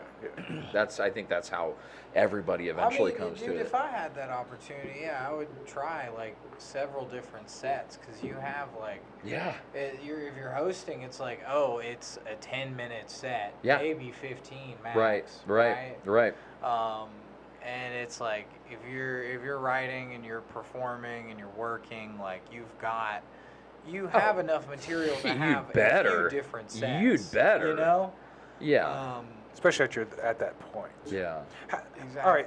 How much, like, if you go up at any given time, like, how much of your set is improv? More and more lately. Sure. So a good 30 to 40% nowadays. Not necessarily in the club sets that I did last week, like because I wanted to. You wanted to get tight. Well, okay. Here's another thing: is I stopped open mics this year. No shit. I made a concerted effort. It's like these things are currently hurting me, so I need to change how I approach this. Hurting you how? Okay, so I have certain people pleasing tendencies about me. I'm very codependent in a lot of ways. And so if I'm going out to open mics and I feel like what I'm doing is not being received, then I'm going to fucking adapt, and I'm going to like change what I do to try and win the situation. And it's not good. Like I went out there to write a particular bit, and now I'm trying to get the attention of 6 people that didn't care that I came in the first place. So and then you get the great open mics in Nashville were all bucket pulls, and you maybe got a 3-minute spot. Well, I'm not going to leave my house for the possibility of maybe a 3-minute spot. So that brought me to a lot of the crappy open mics, and that's just where you got your stage time. And those aren't necessarily good for developing your act. They're just not. You go up and you try your best to get in a reaction from the room, or you're just going up there and reciting your shit to nothing. That doesn't help either. Neither one of those things help. Right. So I prefer to go to I'd rather be on a smaller booked showcase and feel free to just go balls out and be who I am versus try to adapt to an open mic. I don't know if any of that made any sense, but most open mics are other comedians. Yeah. So I mean, you're not really. I can see what you're saying. Like you're performing to these other guys, and you're not actually performing to an audience, like people that are separated from. And I can't turn it on the same way I could if I were doing it for people. It would be absurd for me to be able to turn it on in front of 6 jaded comics. It's like they don't. I don't know. And sometimes it's hard in those environments to turn it on. Yes. You know. Yeah. I know, like in my journey, I'm like definitely not in a place where I can stop going to open mics. Oh sure, like, you have to go to all of your practice. Keep figuring out like who I am. Right, and I did that for 8 years. You know, right. I did that for 8 years, but then at a certain point, and then if you listen to guys like Ari Shaffir has a great talk that he did at the Comedy Store for aspiring comics, and he's like, at a certain point, you have to stop doing open mics, and then the concern becomes, then how do I get my stage time? You have to figure out how to get the stage time, and if you're worth your salt, you'll figure out a way to get spots enough to keep your keep reps in. So to keep you sharp. Yeah, you have to keep getting up. That's part of the challenge for me too. It's like, how do I keep getting up, but do it without open mics, and it requires some hustling. Because it requires hustling, and like in our scene, it definitely makes it easier to get booked if you are also booking. Mm-hmm. You know? Yeah, that was my other thing. Right. I gave up show production a couple of years ago and decided I'm not doing that anymore either. Really? Exactly. Yeah. I was a show producer. I for years was always like, okay, now what do we had a great show, but fuck it, we have to go to the next one. We don't get to celebrate our victory even for a second. It's on to the next one, and you're not developing your material. You're not helping your own act. You're just producing shows full time. So it's like at a certain point, I had to decide what am I in this for? Okay, so now I have to buckle down and make sure that everything I'm doing is in service to that. So that actually just clicked with me because there's a lot of cats that I know that they consider themselves stand-up comedians, but they're just producing shows now. Like I had a host, my first host of DNP was a comedian, and he had been a comedian for about 10, 11 years, and at this point, he was just producing shows. He would have a show at Rebar, he'd have a show at, I can't remember, Rusty Nail, but all he was doing was really producing. So I would go and see his shows because he's my boy and everything. He was on my show. I'd go and show my support, but he was just really just hosting shows. Maybe cracking a joke here and there. Like, you shouldn't do material if you're hosting, I think, anyway. Right, yeah. You're just introducing the next comedian so they could do a bit. Yeah. But, like, these guys, they get to the point where they just get to they don't want to leave comedy, but they don't want to perform comedy. Right. So they wind up being producers, and so they get stuck in that to the point where the producer role winds up being more than the comedy role. So they lose their art, and it's just about putting on the show. Right. Yeah, there's a balance to that. Like, I think when you are early into comedy, especially your first 5-7 years, especially those years, I think it is very important for comics to be producing their own shows so that they're affording themselves opportunity to develop. Right. And it's almost a duty in those early years as a young comic. It's this is how I'm giving something to the culture that I'm trying to assimilate in. And in those years, you should be producing shows for sure. Exactly. Well, that's also another way to get to know everyone that's in the community. Yeah, because if you're get to booking hire them, comics, because they're not going to give you a second look if you're just some open micer. But yeah. I got to work with a lot of great regional acts that became headliners that are great comics and now in their own right out of these small shows. And then they reach out to you like, "Hey, man, do you want to do this gig?" Right. Yeah. It's a great way to build contacts. But at a certain point, and maybe it's to my own disservice. I don't know. But I'm this guy that has to figure out whether or not my art can stand on its own. Can my art? That's true. Can my art stand on its own? Can it be the only reason why I'm getting into the show? Not because they think I might be able to give them something, but because I'm good at what I'm doing. So. Well, you get booked at a few of the different showcases around town. Yeah. I mean, man, we do have a lot of bookers now, so it's all about knowing who books what show and. Yeah, and I'm not one to hang. I'm not gonna. I've got kids at home. If I'm not doing my set, then, you fuck off. Yeah, I have to, and so it's almost like I have everything working against what a person would want. Like, I'm a middle-aged white dude trying to do this art form. And I have kids, and I don't care about the opinions of 23-year-olds. Like, why am I even here? I should be at home. I don't know. I need a better recliner. If I could get a better recliner, dude. Yeah, it's for sitting at the table. We just have we have different years of experience. Where Matt is 8 years in, and he's got his identity very figured out, and I'm 3 years in, and I feel like I've just now kind of started creating the first version of a character. You know? Yeah. Yeah, I remember that 3 years. Well, Matt, dude, you're right where you're supposed to be. Yeah, you've seen me. Yeah, but you're doing grow, it. You're doing it what you're supposed to be doing at these years. So it's fun to watch a guy like you because you're humble and earnest and like a decent person, and you're actually giving a shit about your art and fucking trying and not just going out there being a cock to everybody. I don't understand how those succeed. I don't understand the There's ones. a lot of infighting going on now. Yeah. There's tons. It's like I'll wind up like booking somebody, and then booking someone else on the same show, and then someone will wind up bailing out because I can't be on the same show with this person. Yeah. And it happens so often. It's really, really insane. It's just like, I think, what was it? John Dollar said it best. He's like, I didn't come all the way here to Montana to get into it with some open micer. No. I don't give a shit who's on.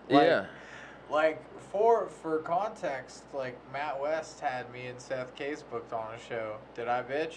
No, right. I did not. I did the fucking show. As you should have, right? I did not. Oh, I didn't know there was a beef. I even watched his set. Well, some people talk about like there is a beef, and there is not a beef. Oh. You don't have a beef. I don't. Right.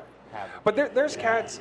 So what's funny, and I don't know if I talked to you about this, but there's people that are going onto like the comedy Facebook groups. And they're like, is there any way that two comedians can solve their beef with one another? And the people are like talking about having like fights and stuff like that.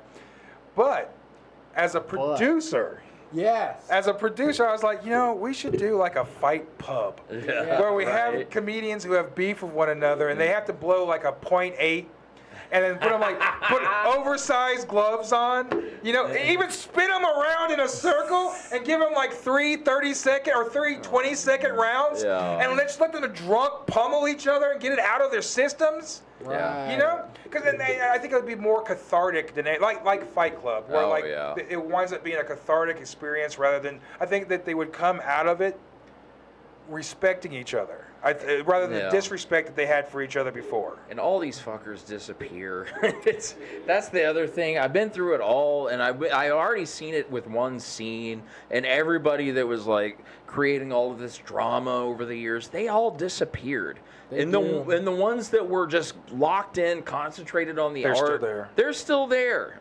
So let that be a lesson to you. If you're fucking serious about this, then be serious about it. The music scene is worse when it comes to that. Stinky. Fuck yeah, dude.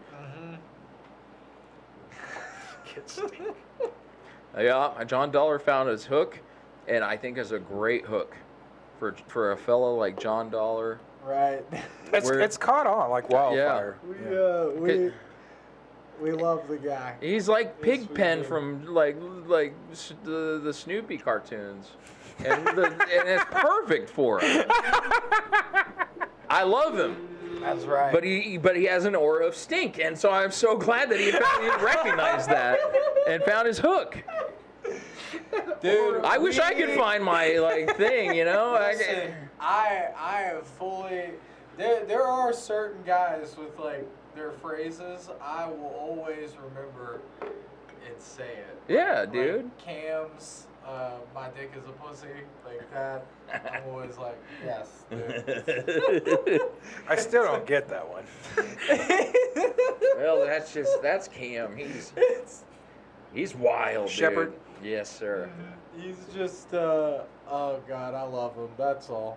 I want a comic where you go up and talk to them, and you're not sure if they might bite your pinky off or something. You just don't know if they're unpredictable. Just... Oh, that was Shane. Oh yeah, 100% back in the day. Dude. That was, and I came in at the tail end of those guys leaving. Right. And so did I. Oh, okay. I started in early 2021. You did. Okay. Yeah. That's when I started here too.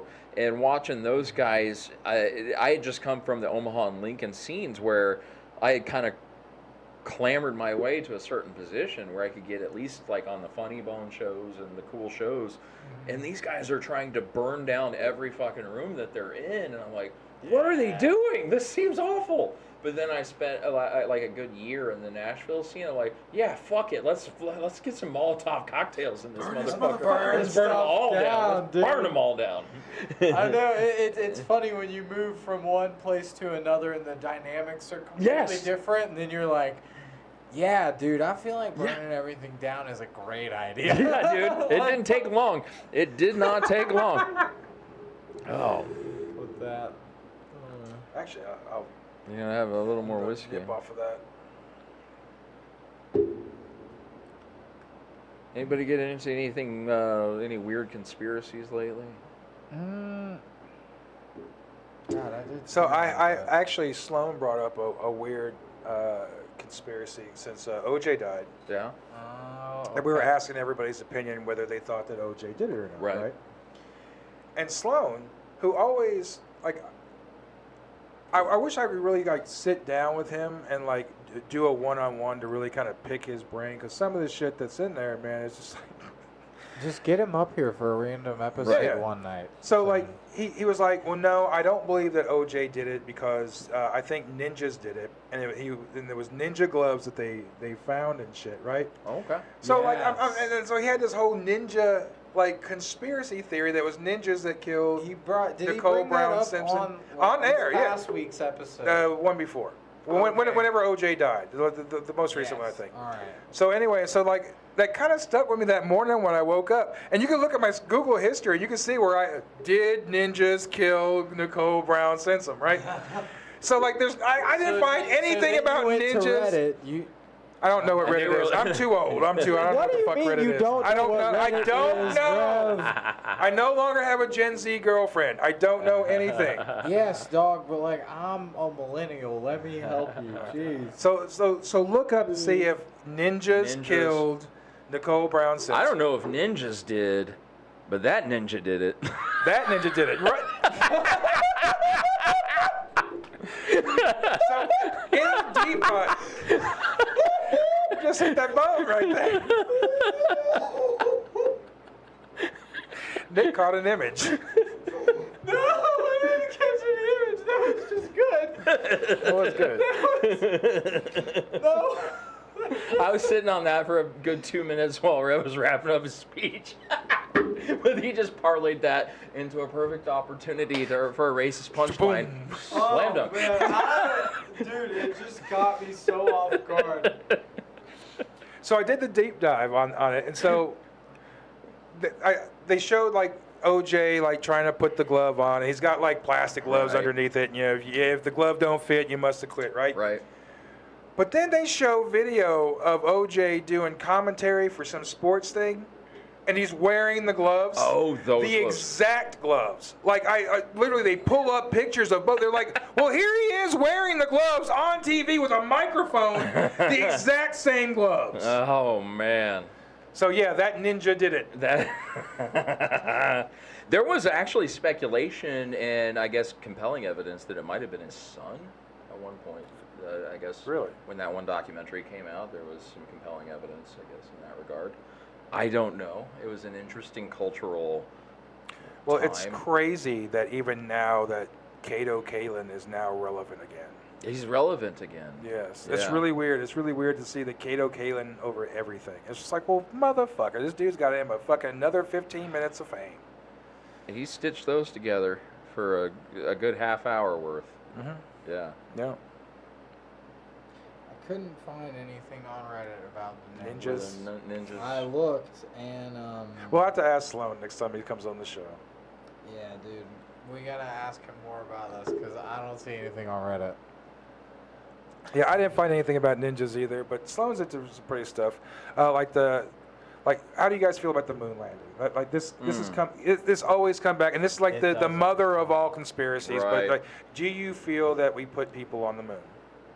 I feel like I'm too ignorant to know the answer to that, honestly, because I think people in bigger tax brackets get to find that information out, you know? Yeah. I used to take everything at such face value, but now the narratives are so up in the air anymore, it's hard to know what's real and what's not. I would like to believe that we engineered a way to get to the moon, but also when they got to the other side of the moon, What was intercepting their radio equipment and playing music over their intercom systems?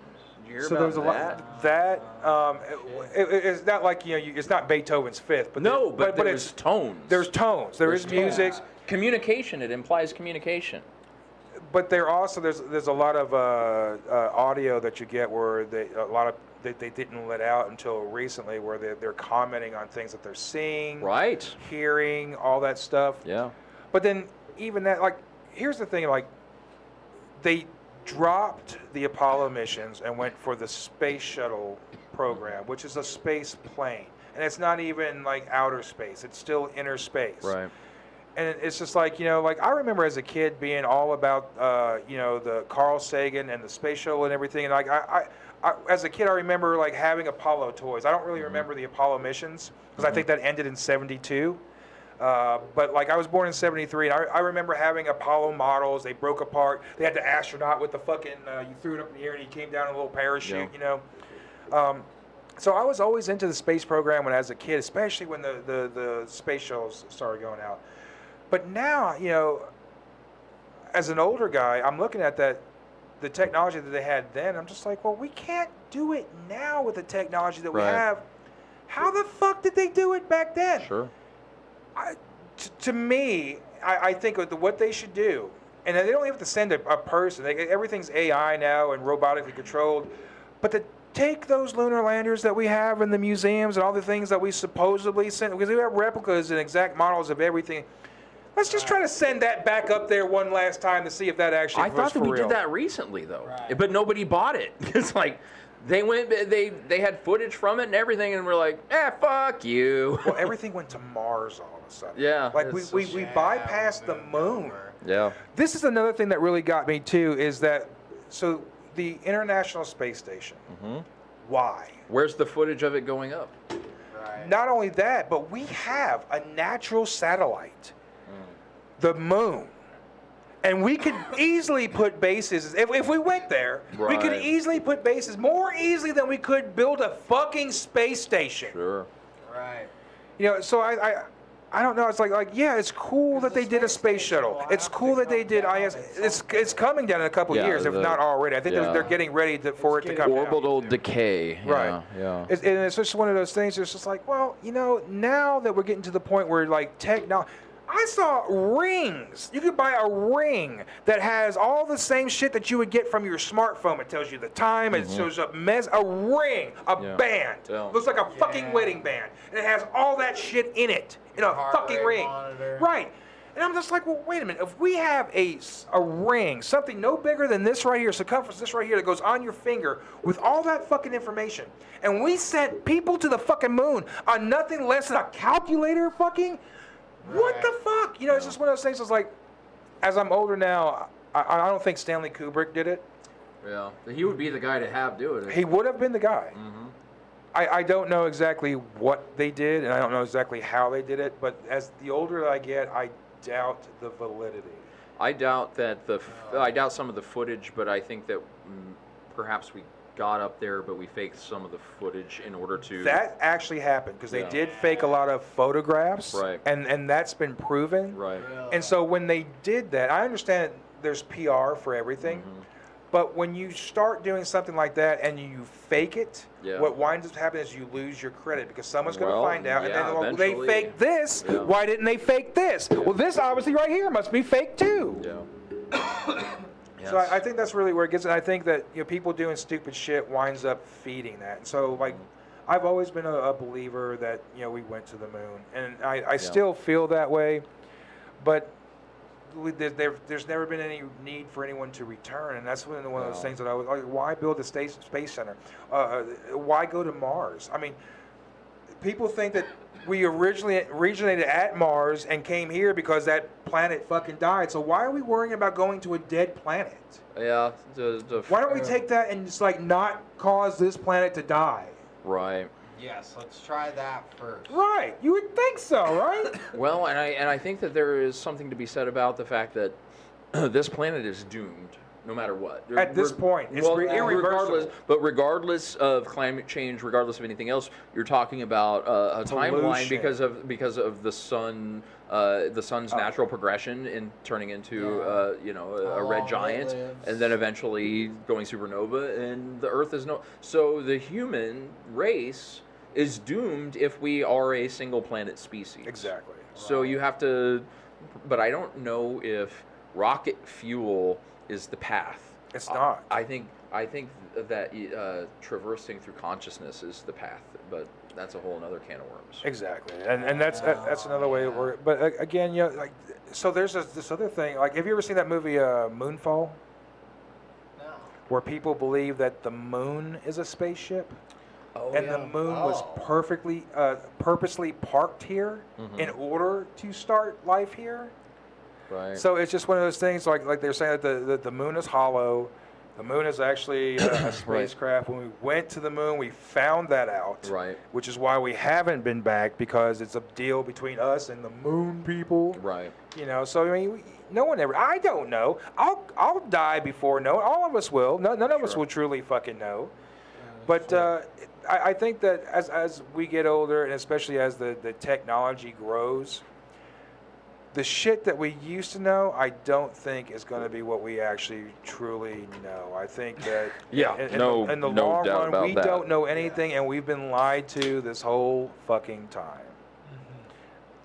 And I hate to say that, and I hate to feel that way, especially as a kid and having that love for the space program and stuff like that. I love Carl Sagan, you know, I mean, he's one of my earliest heroes that I can fucking remember, you know, before it became Jim Morrison, but, you know, that's another thing. That's a good progression, though. Yeah. Hey, you know, Carl Sagan and Jim Morrison. Jim Morrison, right, yeah. But, like, now, especially with the technology that we have, and we haven't tried to do any of the things that we thought maybe didn't happen, and then it's still being perpetuated as like, well, there's a reason why we didn't do this, now we're doing this. It's all this like, hey, look at the Wookiee over here, look at the Wookiee. Right? It's because we're all captive to our Anunnaki lizard overlords, honestly. And that's another thing. Yeah, that's a whole other theory. So the thing that we aren't made for this world, right? That's like, a weird one, I think. We sunburn. Right. We get sick. When was the last time your dog got sunburned? When was your last time that your dog got sick? Think about that. Never, right? Yeah, that boy in there is 11 years old. He has never been sick. He has never had anything wrong with him.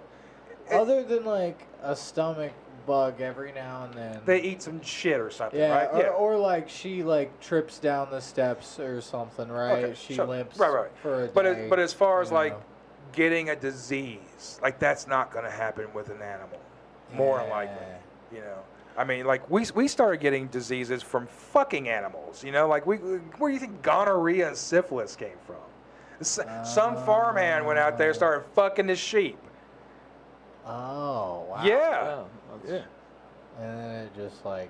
And then he was the real... Fucked his wife. Yeah. Yeah, fucked his girlfriend. Yeah. Fucked his mistress. They fucked their significant others. Real man of genius.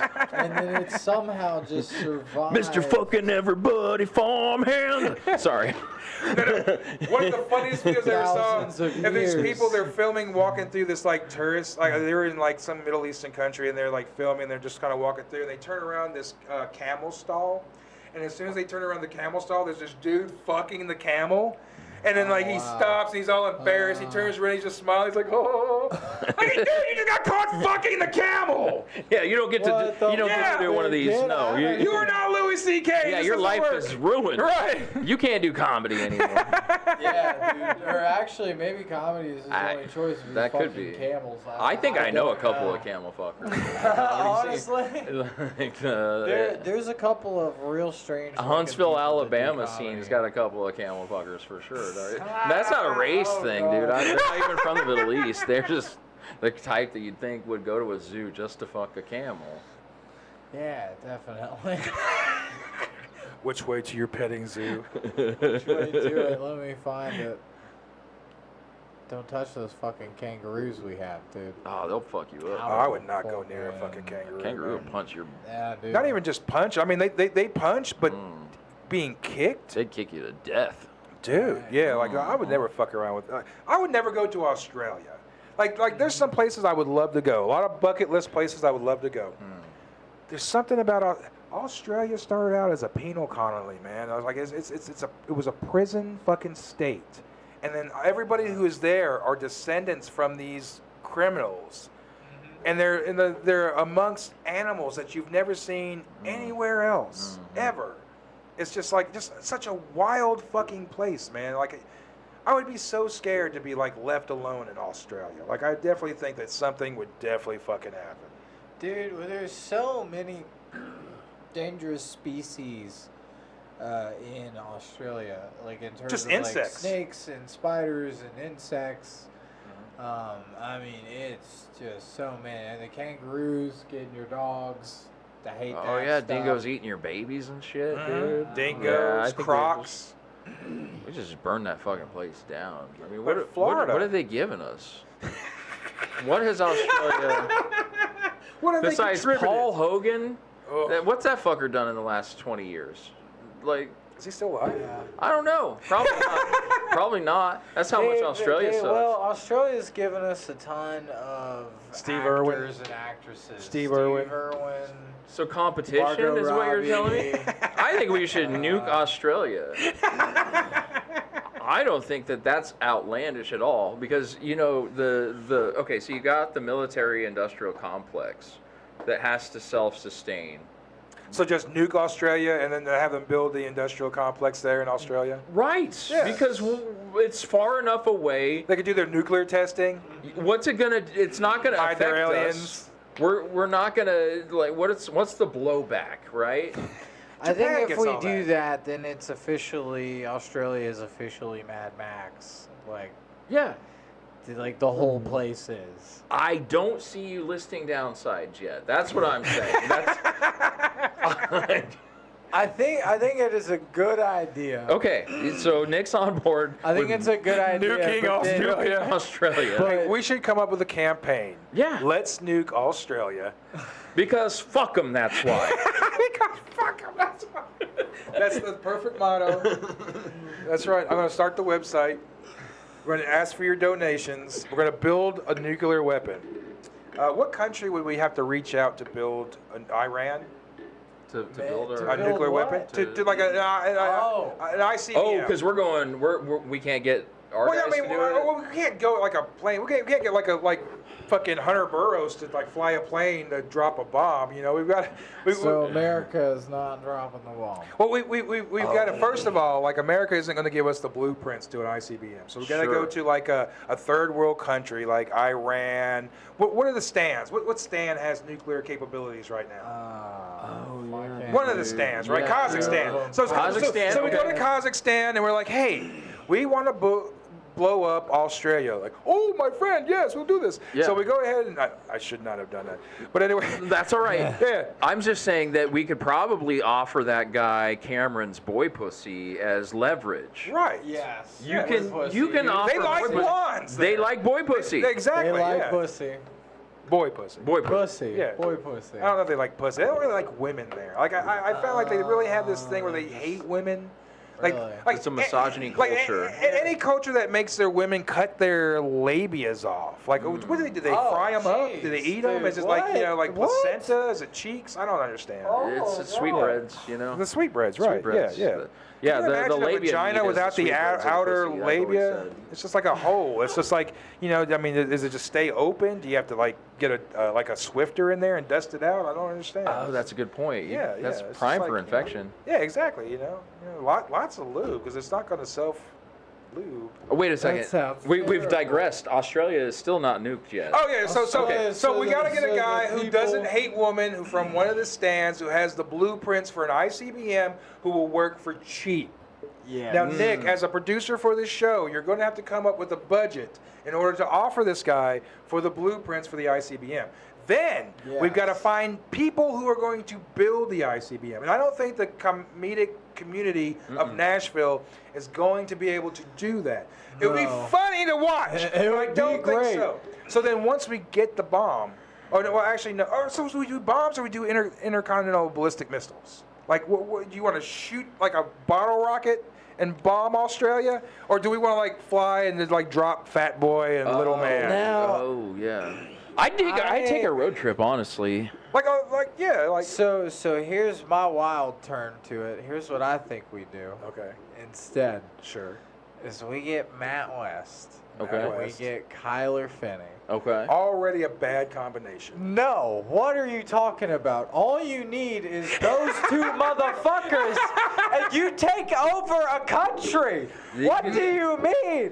You could take over all the food trucks in a country for sure. We could take over all of the food trucks and all of the demolition. If you wanted to get a ham sandwich mandate off the ground, dude, you got your A team, dude. Like we from now, run a food truck mafia. So that's going to be the ham sandwich mandate is going to be the name for the project. the ham sandwich mandate. That's the name of our project to nuke Australia. Yeah. Ham sandwich Now, mandate. do we warn Australia that? No, we we're gonna warned do the Aborigines. No, dude. But fuck. Get all the black people out. Yeah, get those guys out. Like, let them. Yes, but like all those prison fuckers, like Right. let them burn, dude. Let them burn. And then some of them are gonna get badass eye patches, and they're gonna get disfigurements. Peg legs. Yes. Yeah. That's just flavor. That's That apocalypse flavor. That is. It's. I'm not advocating for the genocide of any people. No, we But you really don't are. call We're them just people, riffing though, here. right? They're Right. not really people. No, actually, no. I'm not riffing. That's not what I'm saying. What I'm saying What I'm saying is that I hope some of them make it, because fucked up mutated people, that's we're pretty going back rad, to the and they're isolated. Mad Max. And then it world. is Yes. then Mad Max again. Yeah. They're isolated. Building Matt. What we're talking about is we're going to cause.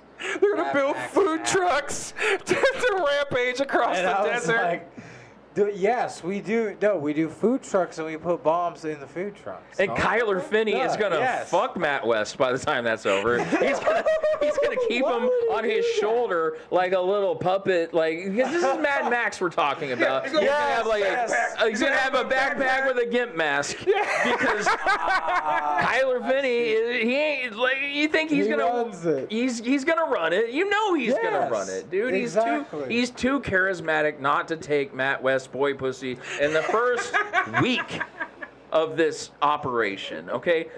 I've already planned on this whole thing failing, but they're gonna get to safety before the bombs fall, and they're gonna start the new civilization over again. Yes, babies. and But- that's when the gimp suit comes in. That's when the gimp suit comes in. Kyler might be. I think Kyler should have all gold grills by the time the apocalypse comes around. Yeah, dude. I would see all gold grills, a face tattoo. Oh yeah. But he would have to shave his head. Is the thing. I think to be a leader in that new world, you need to be bald. Is I don't know why. that the prerequisite? You have to be bald. I think that's part It of keeps it. lice away. Keeps the That's lice away. pragmatic. Yeah. Rev's Yeah, been to my maybe elementary in the school. woods a lot, you know, it's. Every time I'm in the woods, I'm like, oh my god, I hope I don't get lice. I'm gonna just fucking ticks, die. I don't think bro. that's how you get lice. Ticks, I yes, don't but know. lice probably not. No, you have to go to my first wife's house to get lice. I get plenty of ticks. I check every time I You ever gotten ticks on your balls? Oh. Man, I've had them on my balls before, my thighs. Where the they waistband. climb in there. Oh, it's the worst, Yeah. dude. I don't think I've ever had a tick attached to me. Like I'm really I don't think I've ever had it. Dude. Good. So I've stepped in a fucking a bee nest that's burrowed in the ground, like those fucking yellow jackets. Yeah. Whoa. Yeah. I was mowing the yard and fucking there was a hole there, didn't know it, and I stepped directly into it. and I was wearing my Air Jesuses. I wasn't even wearing like real shoes. And like when I stepped into it, I didn't think anything of it, but when I pulled my foot out, it felt like my foot was on fire. Like the signal to my brain was my foot was on fire. And I looked down and my foot was yellow. My foot was covered in fucking... It took a minute for me to realize, but when I realized it was like I hyper-focused in on the bees, and I could see them pumping their shit into my foot. Shit. And I freaked out. And I'm sitting there just like, I freaked out. I'm running. I'm trying to get these things off of me, and they're all going towards my foot. They have this like that chemical thing, and like whatever they put that chemical on is what they all go for. Oh yeah. So I ran into the house. I got them all off of me. I ran them in the house. I got into the fucking bathroom. I'm dying in pain and everything. I'm spraying cortisone, whatever. I'm just dying. I'm like, fuck it. I'm getting in the shower. So I took my fucking pants off. Actually, these right here, my fucking cargo shorts. I took them off, and the motherfucker was in my waistband. So he was like trapped in there. So when I took my fucking pants off, he stung me right in my fucking ass. Lit me up. I was like, oh my God. Fucking smashed him and everything. Dude, I'm talking about the most worst pain that I've ever felt. I'm going to tell the worst pain I've ever felt in my life. Yeah. And it was agonizing for hours. There was nothing I can do. It was just agony for hours. It was just the worst. It was like just being burned alive. You were down for a couple days for that. I was down for that day for sure. Like the next morning, you know, my shit was all fucking, swollen and shit. Yeah. But like the first 6 hours was agonizing. There was nothing I can do. Yeah. I called my doctor, and it was like, dude, you're just gonna have to go through it. I'm like, well, thanks a lot, motherfucker. You can't call me on some fucking Opana or something. Shit, give me something, you know? Yeah. You can't even get a Percocet off this? Yeah, exactly. What the hell, dude? That's what your doctors are for. Your doctors are your legal drug dealers. Right. Yeah, that's what they used to be. Now that, it's got ruined for everybody. But like, if you had something wrong, you were in pain or whatever, you told your doctor, they would give you whatever. Yes, dude. They'd hook you up with a Vicodin for a fucking cold back in the day, dude. Yeah. 2001 was the shit. Oh, man, Tylenol 3s. Oh. You got a cold? Tylenol 3s, man. Fuck yeah, dude. They'd have you fucked up on codeine. Tylenol 3. Codeine, baby. Codeine. Thank you, sir. You should know. Shit. Yeah, you work for those guys. Well, like they would give you the liquid. Remember when they would give you the liquid? The liquid's the best. Or the liquid, when my first wife was pregnant and she couldn't be on a cough medicine, they gave her liquid hydrocodone for cough medicine all the time. That is the shit. I'm just sitting there syruped out of my mind while my 8-month pregnant wife is sleeping. Just, It's always great when they share. You just have to mix water in there. Oh, you weren't sharing. You were just taking. I'm just taking it. Yeah, right. You're just Wait a minute. This memory doesn't make me look as good as I thought it did. That's not how it worked. Not at all. That's not how it worked, actually. These were old. They were in the cupboard still. Okay, she was not pregnant anymore, I don't think. She was a bitch. Who cares? She wasn't. She was fine. Yeah, all right. Never mind. I'm doing my disclaimers to the camera. You gotta... How many times have you been married? Twice. Okay. I've been married twice. Nice. Yeah. Have you been married? Nah, dude. You're lucky. Never. It doesn't lead to anything productive. Yeah, value your freedom. Yeah. I feel like getting married a little later in life is cool. So I think, just personally, and this is what I told my daughter, whether she would have taken it the advice or not, but like, your 20s is for you to figure out who the fuck you are. If you're in your 20s and you're getting with somebody that, for whatever reason, whether, and of course, the trap babies are a thing, like some people get their fucking lives taken from them. But if you're in your 20s and you decide that you're going to waste your life shacking up with somebody, then you don't know who the fuck you are. Yeah. And it's just like, you don't even know the fuck who you are until you're like in your 30s. How old are you? I'm 30. Okay, so you're at the point where you're figuring your shit out. Yeah. Like, but when you're in your 20s, you're stupid. Yeah. All you can think is your dick. You're not thinking with your fucking head. I feel a lot more put together now than I have ever been. That's for sure. You are more put together now than you were 3 years ago. Yeah, that's yeah. Oh yeah. That's good. But yeah. But that's a good thing. That's not a rag. It's That's not fantastic. Yeah, It's yeah. a great thing. But it also Yeah, proves that, like, when you're young, you're stupid.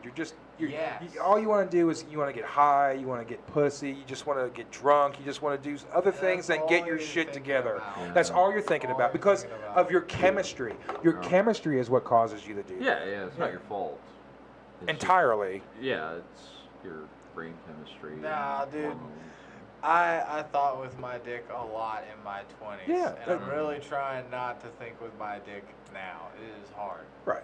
Well, give it another 10 years. Yeah, my dick fell asleep 3 years ago. It hasn't been thinking for me in a long time. Oh, God. I'm not sure if he's still alive anymore. Like, Oh, dude, don't tell me that. TRT. I walk a lot, dude. I've got. I He'll show up when he's needed, but Exactly. Yeah, it's. You know what's crazy is like these last couple of weeks I've actually started to exercise a little bit, doing more walking and stuff, and I've actually been feeling really good. And it's one of those things. Exactly. What's up, dude? Nothing. I'm just watching the process. I want to see that 9 milligrams take it to the head. Like that's the. Oof. I can see that Requiem for a Dream, eye dilation happen. It's just magic happening right now. What's up, dog? That's the kind. Yeah, I don't know. I like my nicotine. What can I say? I never got it. Nicotine was one of those things that just didn't do. Like I remember being in high school, and like someone giving me a cigarette, and just like, what is? I tried pot before smoking, so like pot, I understand. Oh, pot, you get high off of it. But like cigarettes, I didn't get. Oh, your breath tastes like shit. No, dude, you didn't get the best part of it. Apparently not. No, it'll make if you get a cigarette and it's been a couple of years since you had one, right? Okay. It'll make it feel like you're coming from the balls of your feet. All right, that's interesting. Yeah. You know what I'm saying? Dude, I know what you mean. It's like, oh. Cause even, like even if you did like one every like few days or something, like you get a similar. That buzz is better than it's better than a lot of buzzes that I've had in my time. Live on the show back when we were in Lebanon, we had someone that was sitting beside me, and they had a vape, and they were hitting it through, and it smelled great and everything, and I thought it was a weed vape. So they handed it to me, and I was like, "Fuck yeah, I'll take that." Cotton candy, whatever, weed. So I just take this big ass fucking pull off of it. I did not know it was nicotine. Yeah. Oh, And holy fucking shit, like I did the whole rush, the colors and everything. And there was a moment like I had to sit down, and I was like, I'm live on air, and I'm just like, I'm just, you can see me, I'm just like down. I'm just like, what the fuck? And then I turned to her, I was like, what kind of vape was that? And she was like, it's tobacco, it's nicotine. I was like, that's nicotine? She was like, yeah. I was like, I don't want anything to do with that ever in my life. And I took such a big hit, and it's just like one of those things. It's like, ooh, everything closes and comes back open and shit. Man, like nicotine on an extreme level like that was not something to be fucked with. I mean, it was just like one of those things. Like it almost took me out of my chair. Yeah, it's a drug. It's a drug for sure.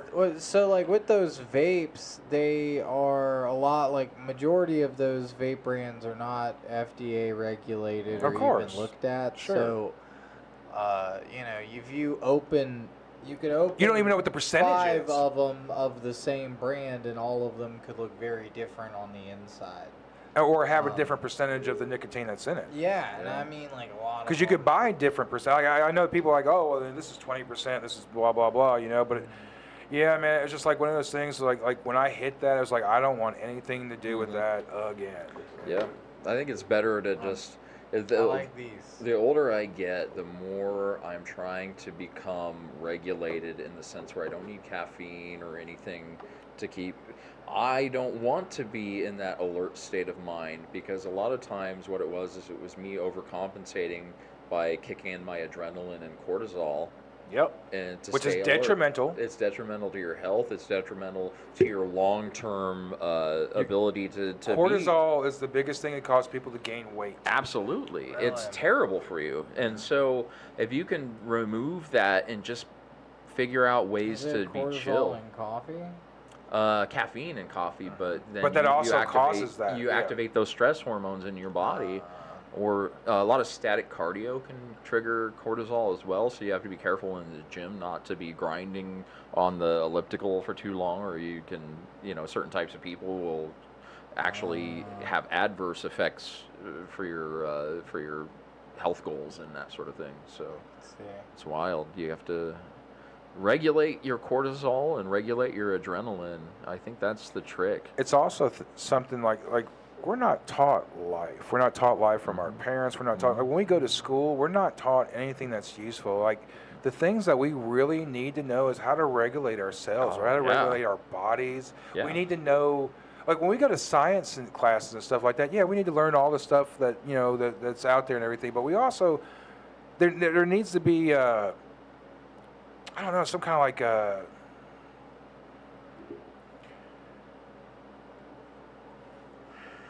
let's see how to put this. The education system that we have doesn't teach us anything useful for our lives outside of school. Like now, when you go through especially now, when you go through the education system and you finish high school, you don't know what the fuck you're going to do next after that. Oh, well, I'm just going to go to college and I'm going to learn this and blah, blah, blah. But you don't know anything about yourself. You don't know anything about the people around you. You don't know how to deal with anything, including yourself. Like, so many things that I'm learning older, as an older me, if I would just known those things back then, I wouldn't be in the situation that, that we're all in now. It's like everybody is so stressed out. Everybody is so put off. Everybody is just against everybody. It's one of those things that no one works together. No one works as a unit. You look at, like, I brought up like bees earlier. Like, bees work as a unit. There's a function. Everything has a function. Everyone knows where their place is, where their station is. Yeah, and it's just like us, we're just like off the chain. We don't even know who the fuck we are as what we were supposed to be. Like, what are we? What is a fucking human being? We don't even know where we fucking came from. We're creatures that just, we have all this intelligence and everything, but we're so fucking stupid. Yeah. And we know nothing, and we're not trying to teach anybody anything. We're not trying to help anybody else make their lives better. We're just trying to do for ourselves and hope that this person does bad so we can do better. And it's just, no one is doing anything for the greater good for everybody else. Everybody is for themselves. And then the knowledge and the information that we all should know is things that we have to find out through our own experiences, which, is great. You have to have your own experiences. But, if you can learn from somebody else's mistakes rather than repeating those mistakes, that's maybe more a valuable. To getting, because that's how you get progress, not starting at the same 0 point that your parents started at. Right. Maybe doing a little bit better than they did. I mean, every generation has that wealth of knowledge that the other generation didn't have, and that carries through. But we have such a wealth of knowledge now, but we're not letting anybody in on it. Yeah. If one thing I can pass on to my kids is how to retain themselves while being in a relationship with someone else. Right. That right there is hard, because that's also something that's not being taught. No, there's a lot of things that I realize like, I've only been in 3 relationships my whole entire life. I mean, I've had girlfriends throughout time and everything, but like, as far as having a commitment, I've only had 3. Yeah. And each time I failed miserably, and you don't learn what you fucked up. And I take blame for everything. I know exactly everything I did. I fucked some shit up. Yeah. And I've had my part in when everything that went right. I'm not the only one to blame, but I have my blame in it. Mm-hmm. And it's one of those things like, I didn't know that until I fucked up. I didn't know what I wasn't supposed to do until I did it. And it was like, well, now it's too fucking late. I mean, it's just, we're not taught anything. We're not taught anything that we really need to know as human beings, as compassionate, loving, caring human beings. We're not taught that shit. We're taught that it's you against everybody else. Yeah. And that winds up happening with people in their own personal relationships.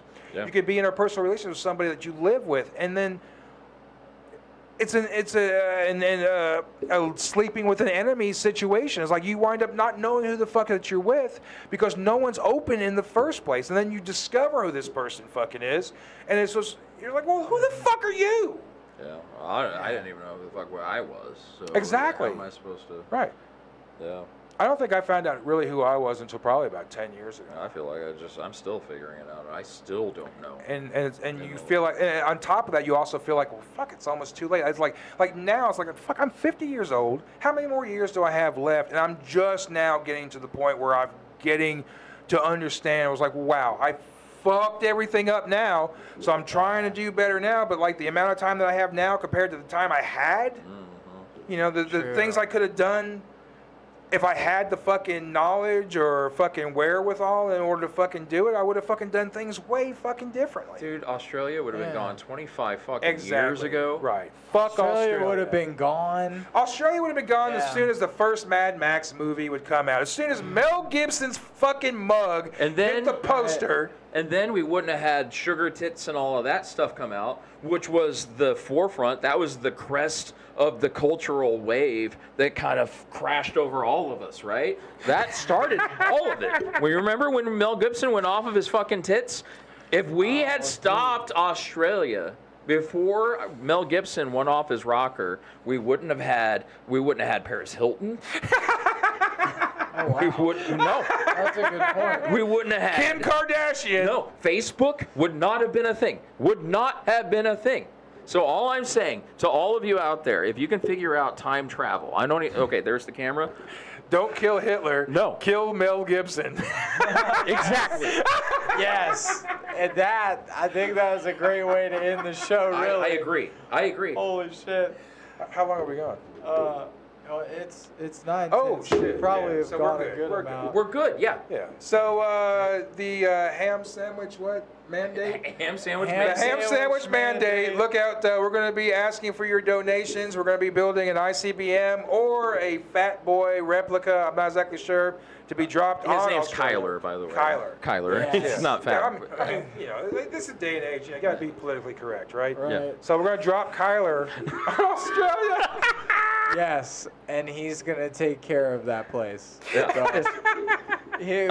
We just leave him there. He will find a way to do whatever needs to be done. Or he'll rule eat his way to the other beach. Well, That's gonna be fun. What I believe is that he'll rule Australia. But anyway, folks, fuck from our house to you. Fuck you all. Good night. Fuck you all, good night.